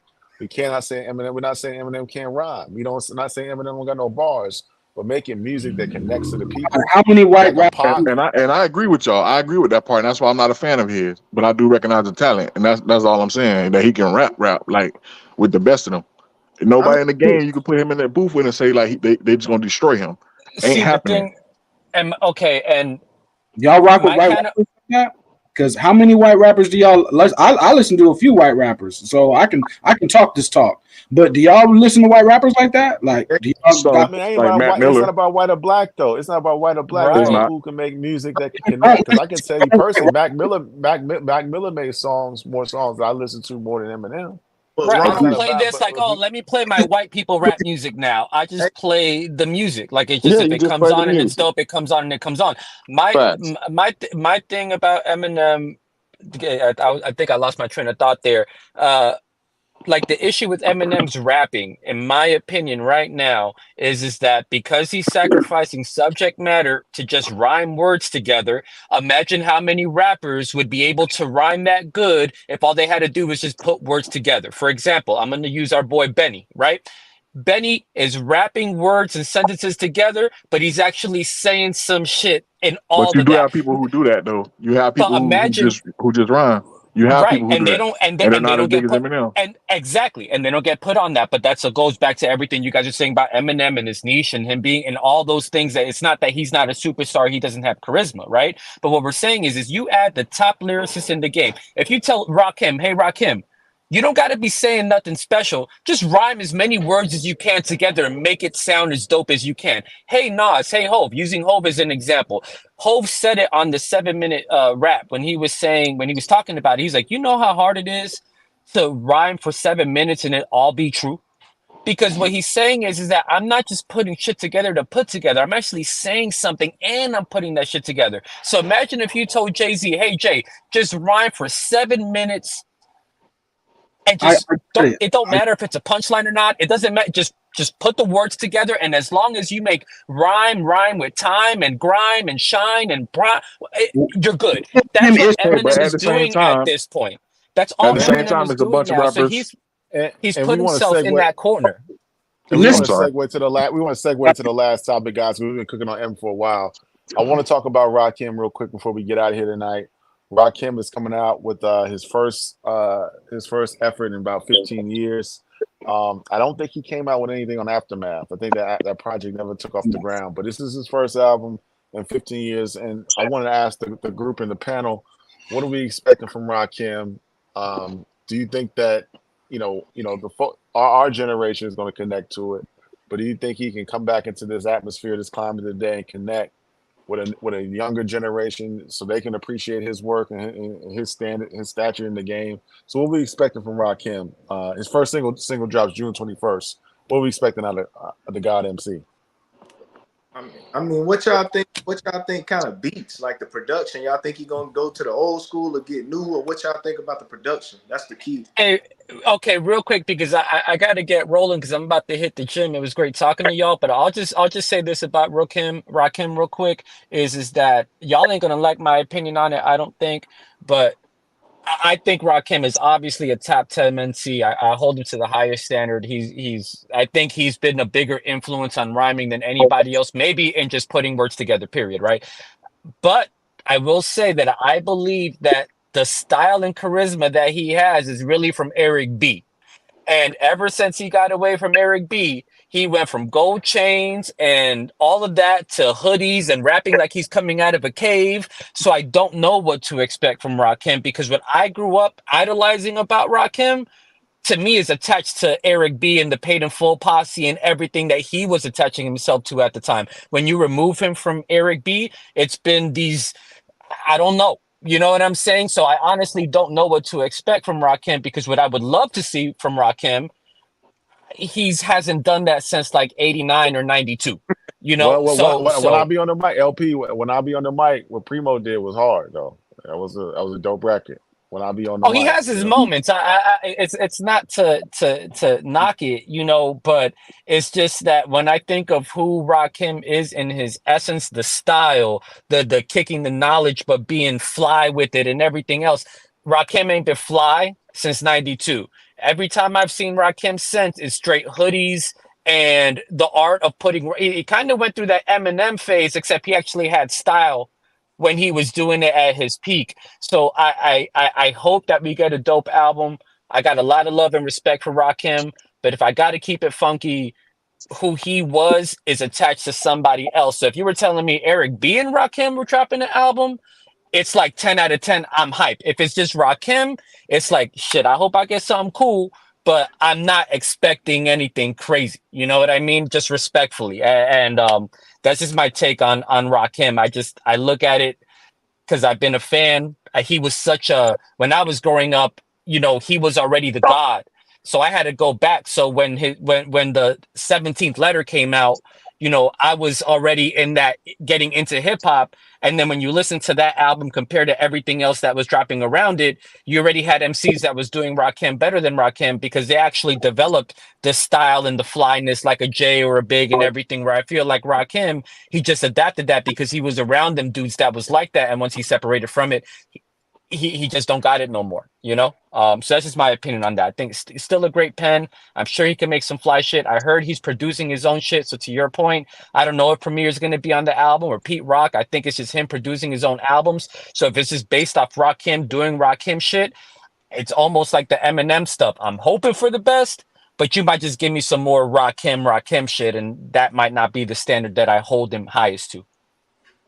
Yo, well said, LP, man. You were cooking up on that, man. We appreciate you, man. Tap it with us on All right, Wednesday, y'all. bro. Y'all take it easy. Bless up. Peace. Be easy, pal. Yes, sir. Who else? What y'all thinking about Rakim before we close out? Hey, that last one he had with Premier, I mean, I was fucking with it, but it's hard to tell what he's gonna do, man. 15 years, that's a long time. Let me say this. If I was giving him advice, I would just put him on a whole bunch of soul beats, put on some soul samples, you know, some that could be a little bit slower, so he can kind of like let his pen do all the work for him, and just spit. I mean, that's what I would do. I would tell the 50-year-old rappers and Nas included, even though Nas has been making some stellar stuff, I would say stop being cool. Let's just see what happens if we're not cool. Because the reality is a real 50-year-old is not trying to be cool. He doesn't care about being cool. And that's what the game doesn't want to hear.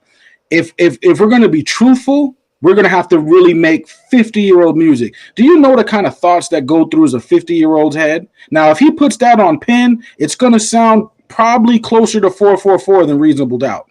So it's like, are we mature enough as a culture to accept M giving you his real 50-year-old thoughts?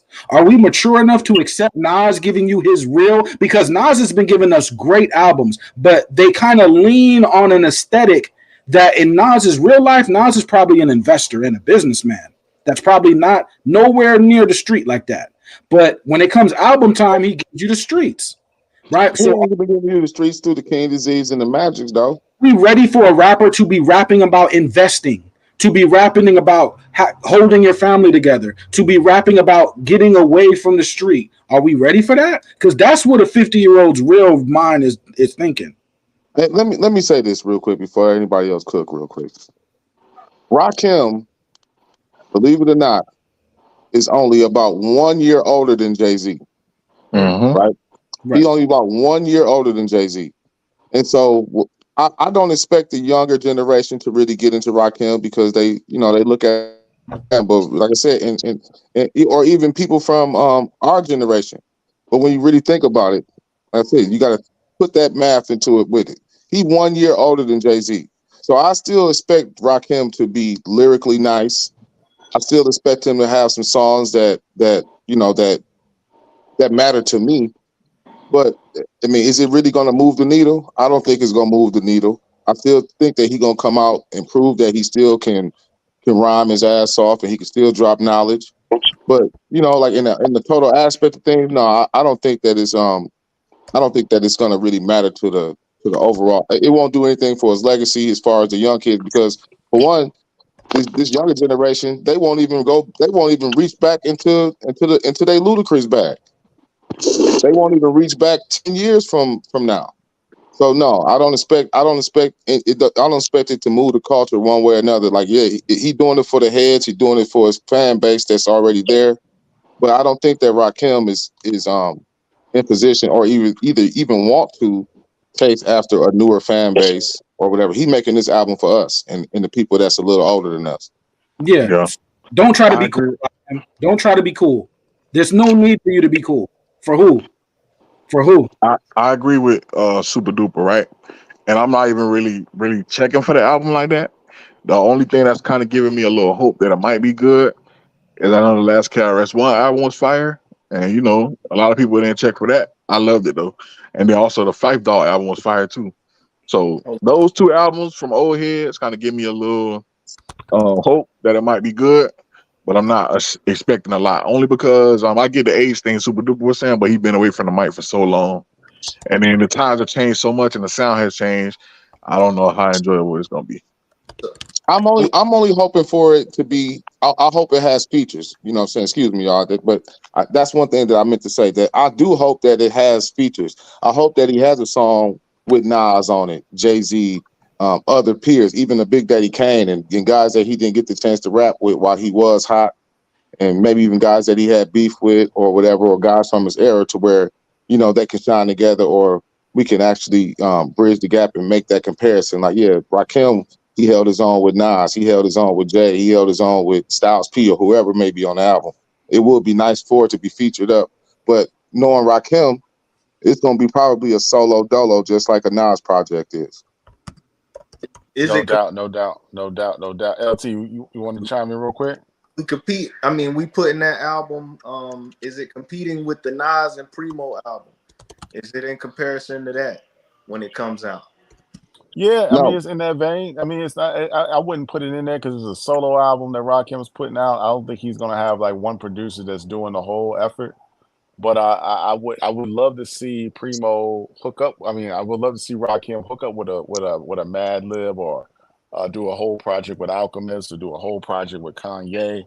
The Dr. Dre situation and Aftermath didn't quite work out the way they expected, but I would love to see Rakim do a whole Primo album. That would be dope. But I think right now, since Nas and Primo got that lane kind of covered, and Common and Pete Rock got their lane covered, let's see what Madlib would do with a Rakim. Let's see what a Kanye and Rakim album would sound like. Let's see what a That ain't Rakim in a Bink or an Alchemist album would sound like. You know what I'm saying? So I think there's some producers that he can cook up with.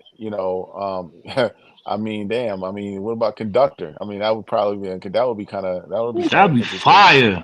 Conductor and Rakim. You know what I mean? So it's a lot of different sounds that he could tap into. I'm kind of shocked. I wasn't overly shocked that the Rakim and Dr. Dre situation didn't kind of work out on Aftermath. I didn't really think that was a good match anyway.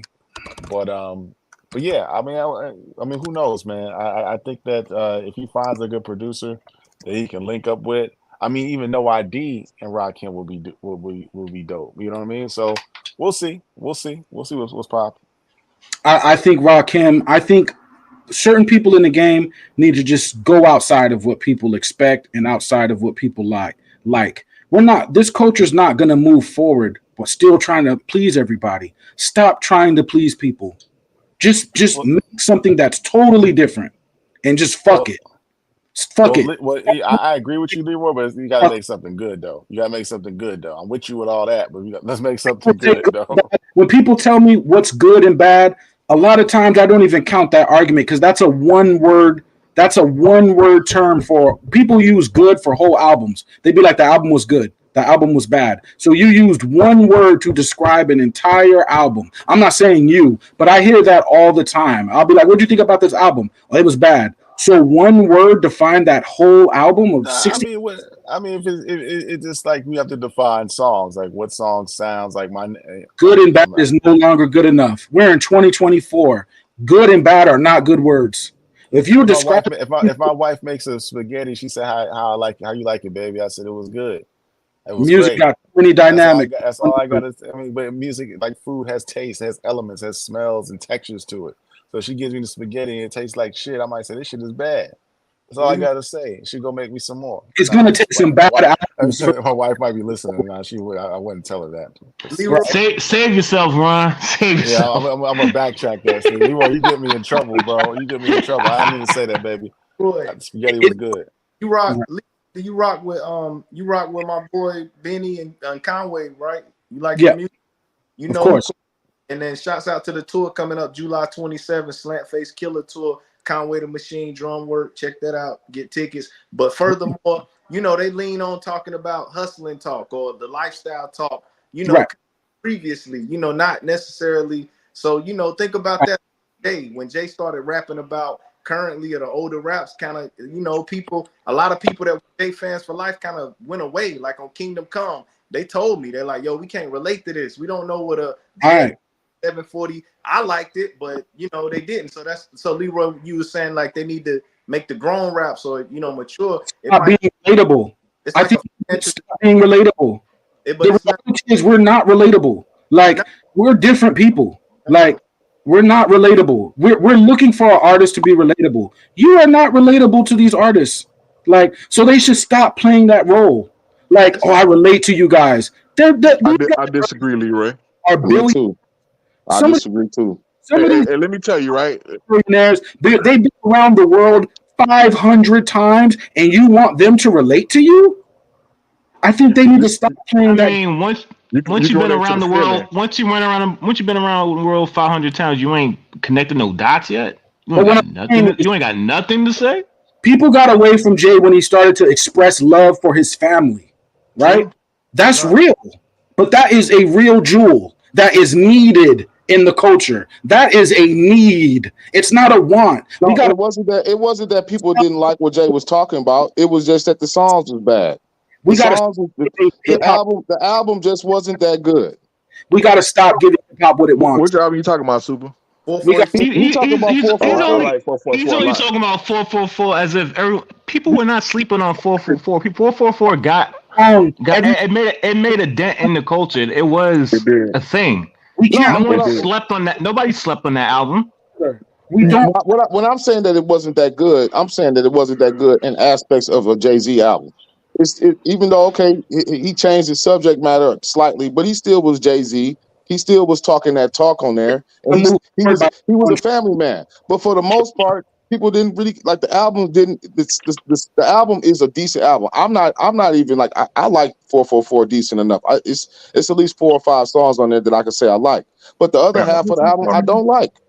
So like that's really what I'm saying about the album not being good. I'm not saying that he didn't have a couple songs on there, but for the most part, most people that like Jay-Z, it wasn't about flipping bricks. And it wasn't another album that's like that to me is Life is Good. Some people got Life is Good. They say that Life is Good is top 4 Nas album. I'm not a big fan of Life is Good. I'm not for the songs on there like that. But Leroy, he wasn't talking about flipping bricks for a very long time, He- man. You wasn't even really talking about flipping Jay-Z bricks stopped on flipping the Black album. He was talking about his family. He was Jay-Z talking stopped about life. flipping. Kingdom Come. He was talking about something different. He elevated his kind of perspective on Yeah. Kingdom Come. I'm saying You even talking about American Gangster. He was rapping from the perspective of a gangster, but he that's was not talking gonna about move nothing. That's not gonna move nothing. Everyone coming here trying, let's go get Conductor and try to be cool with, and the Conductor's fire. But what I'm saying is, No, you I ain't talking about that. I'm talking about making good music and have putting 100 sounds people. together. I'm not talking about the content. I'm not talking about the content, Leroy. I'm Alchemist. not talking about I'm not talking about the content, Leroy. I'm Damn, talking every about show Leroy go off on a tantrum. I'm not talking about the content, Leroy. I'm talking about Conversations. the structure of the song. I'm talking about Bro, the structure of the song, bro. That's what I'm talking about. I'm actually talking about the structure of the song and actually the song quality These songs versus the con is a problem. even over the content, because the content of the album, I understand where Jay was trying to come from, or even Nas with Life Is Good. I understand where he was trying to come from. I just don't care for the songs. I I think it's cap, man. I think we don't want to move forward. I think we want to remain in 1995 forever. What's up with the songs? That's No, a I don't think that's I a don't. cop out. That's a cop out, dog. I mean, if you listen to 444 and you listen to a lot of Jay's albums, To the hip hop the head. the production is a lot rawer. The song structures are a lot they're minimal strong structures. They're not really giving you anything to kind of sit with and that you can repeat on and on again. And there's only Right. how many times you're gonna listen to the story of OJ? There's a large How many times you're gonna listen to Family Man? I mean, like it's a it's large like the stuff that they're giving you. He's giving you like some verses here, is a large and the beat is already stripped down. It's I mean, is a you, large you used to get a lot more bang for your buck listening to Jay. there is a larger point that I'm making besides just the songs on 444. Yeah, but that's not. But we talking about the music, man. We're not talking about the bigger grand scheme. We're not talking about, like, listen, Leroy, you like to go and you know you go into these spills about the meaning and all that. We just strictly talk about the music and the songs. To So move, that's it's it. But Leroy, to your point, I think when people do make mature music, unless it's because what was Scarface's last album? Deeply Rooted was one of his best albums to me, and people didn't gravitate to that album like that.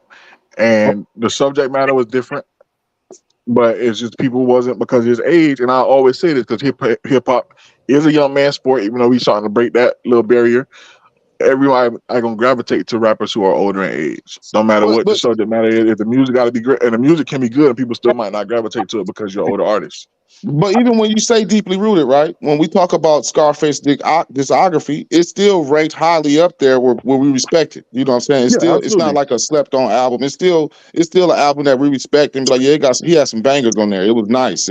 We still say that about deeply rooted. Yeah. I was just saying about it didn't get a big fan base attention. Like if you look at the album sales, I was just speaking to that. That's all. We got to wrap up here. So any closing thoughts? Let's start in order. Let's start with LT. Any closing thoughts? Then John Nori. Then DJ Bruce Almighty. Then my guys Super Duper and Leroy will end it out, and then we'll close out. Hell, if anybody got a MacBook Pro for sale, man, I left my MacBook in the trunk of my car today, and it kind of exploded. So I Hey, don't want check to me out. Go on spend Mac of another all $3,000 on one. trades. Go on Mac of all trades. They have a warranty for you. If something happened to it, you can take it right back to them and they'll fix it for you and send it back to you. They sell refurbished MacBooks. Mac of all trades. All right, cool, man. Because I just got this thing. I was out of warranty, man. My Apple I, Care, but it's all good. I got the one I used for my DJing for like 700, and when I first got it, it messed up twice, and I took it back. They fixed it the same day and gave it back to me for free. Oh, Yeah, that's cool. crazy. I literally just bought a Mac from them. Wow. All good. LT, man, what's your closing thoughts, bro? Well, again, it was a blessed night, blessed talk, all of that. I just with the Jay-Z that 444, I would want the Leroy. Do you think that production could have been better on there, or was it perfect? Yeah. I didn't like it when I first heard it, so yes. Okay, so well, I think we can come to a good consensus, Super. I think the product. Honestly, I think that's what's like, with that Ghostface album, real quick. The features kind of like overshadowed him, and some of them weren't even good. So it's like he didn't hold his own. So we're saying like Rakim, he should have those features. But I think it comes down to that production, man. That sound bed, what you spitting over, it gotta match. And if you're not gonna hit the culture as a mass, you're gonna target that demographic. You gotta be like your maximum self. So I think that's kind of with the Eminem thing, what he tried to do with this. I don't know what the album gonna sound like, but he going back into what people say is his classics, his core base, saying that he going back to that. So if you're doing that, man, you coming out, you trying to hit the core, you got to do the maximum to what you can do. So, you know, that's pretty much my feedback. Salute to everybody. Ryan, what was that one more time, the email? It's Ronald, RONALD, at accordingtohiphop.com. According the number 2 hiphop.com. Okay. And that's it, fellas. Black Soprano drum work. Y'all be blessed. Super, all y'all, Ryan, Leroy, everybody blessed. Appreciate Peace, you. Appreciate. man. Let me get the super chat real quick. Brian with the super chat says, I don't know if Rakim roles to move the culture forward in 2024. Isn't it on the young rappers to bring something new to the game and push the culture forward? That is true. We should be looking at the young guys to bring the culture forward. We can only expect our legends to continue to create the art that they want to create in their space, because they've been afforded the ability to do so. They've earned that right to make the art that they want to make. Hopefully it's good, and we won't be subjective about it. And we got to call it like we call it. If it's either good, if it sounds good, the rhyming is good, we're just gonna call it like we see it. But they've earned that right to make the music they want to make, go on tour. But it is the young folks who need to take the culture forward. So yeah, that's a good point, Brian. John Noy, closing thoughts. Hey, I have no expectation for Rakim. I have no expectation for a lot of the classic rappers that come out in today's age. I mean, I agree. They have the cultural clout to do whatever they want to do at the time. If they want to try to catch on the young man wave, they can do that. They want to go back to the 90s or to their heyday, they can do that. If they want to link up with some producers that's going to lace them, give them something that's a little bit mix of everything, they can do that. They have options. I mean, they have their core fan base that's looking for them, and it's going to be a niche audience, and nothing wrong with that. We have like hundreds of subgenres in hip hop today. Not everybody is going to be able to move the culture and make that big footprint. You know, I mean, I'm in New York. We got a whole bunch of underground rappers that we support. You know, I do music as well, so I'm working on some shit. But I wouldn't, whatever I'm working on, I wouldn't expect it to make that kind of impact from day one. I mean, you got to start somewhere. So it kind of works cyclical. You start with the niche, and you try to push forward and make a bigger impact as you go. And then when you off that, you kind of go back to the niche and you hold it down. And for the most part, I think hip hop moving into a space where we can accept that from our legends, and it's not going to be no hate. I mean, we see it with Nas, we see it with Common. All these guys are coming out this year. No one, it's not like totally like getting pushed under the rug. It's getting feedback. You can definitely see people are checking for it. So it's just about consistency. Can you still make good music at this age? Can you still connect to your core, at least to your core? And on some good days, I mean, can you collect? Can you make something that connects to the entire culture? That's the standard. Can you get it back? And that when you're one of them legendary rappers, that's kind of what you're looking for. Can you get it back, or can you stay consistent? Can you stay grounded and give something that's value and that's going to add to your legacy and not take it away? No doubt. No, John Noy, man, we appreciate you, man. Make sure you send us your music, man. We want to check you out, bro. Definitely. I'm in the stew. Y'all doubt, be bro. easy. Enjoy the rest of your week. Peace, man. Peace. No doubt, brother. Peace, fam. Yo, DJ Bruce Almighty, closing thoughts, bro. Yeah, I'm gonna just say great show. Shout out to everybody who spoke. And I am getting back into DJing, just to let you know. I'm doing my thing right now. I don't have a gig, but Hey, man, we great might show. have you Shout out. according to hip hop, man. We might since you been rocking with us for a little bit, man. We might have a Super Bowl party in New Orleans coming up, man. Or we might have something in Florida. We might have something in Florida where we want to try to find some dope producers. You might get a venue, man, and you got the gig, bro. So say no more, man. But send me your tape, man. Send me your tape, man. Because if you got some Eminem records in your set, man, we ain't gonna give you the gig, bro. I was letting you know for sure. It ain't gonna happen. I was fucking with you, bro. I was fucking with you, man. Y'all have a good one. No doubt, All right, bro. Have a good one, bro. Hey, my last closing thoughts on this would be we gotta respect the game, man. Like that's just period. Like old heads, new heads, Eminem fans. We gotta respect the game. And like, we can't consider ourselves hip hop heads if we stuck in the 90s. or in the 2000s or stuck at Eminem. We got to have respect, and we got to do our due diligence to like see the good and the bad within the whole game. You know what I'm saying? Like everybody just ain't trash, but everything that's new just ain't better than the old school. So we even with the Rakim album, I'm sure that Rakim album he gonna still prove that he one of the best lyricists alive, regardless of his age.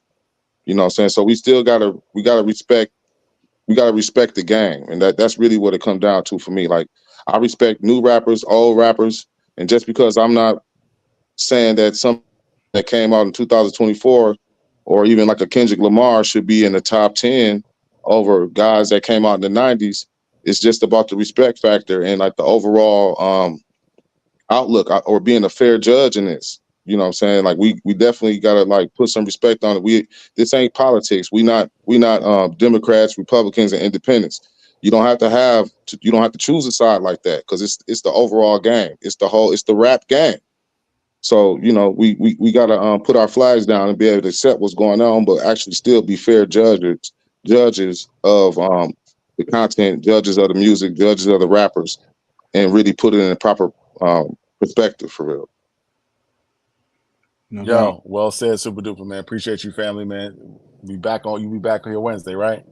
Oh, yeah, I should be back. No doubt, brother. We appreciate you, man. Leroy. All right, bro. Just real quick on the end point, if he is talking about something on the album, I think we may have to come back and put some respect on what he did if he is talking about something. Second, with the Rakim point, I've been hearing for years how the young people are supposed to drive this culture and all that. I no longer believe it's young people's responsibility to drive this culture. I believe it's the OGs. So I'm looking for OGs to be OGs. Don't try to be cool. Don't try to be, relate to the 20-year-olds. Don't try to get in a bag that's completely where your brain is at 40 and 50 and stuff like that, and give them that and see what happens. When it drops, are they going to jump on it like it's the greatest thing? Probably not. But if done correctly, it could be a benchmark into a new direction because we keep trying to be young on every project that comes out. We all want to be the young fly guy, and we've been young and we've been fly for 40 years now. It's time to do something else. That's it. No doubt. No, I appreciate that, man. Yeah, this is according to hip hop. Hip hop according to the people.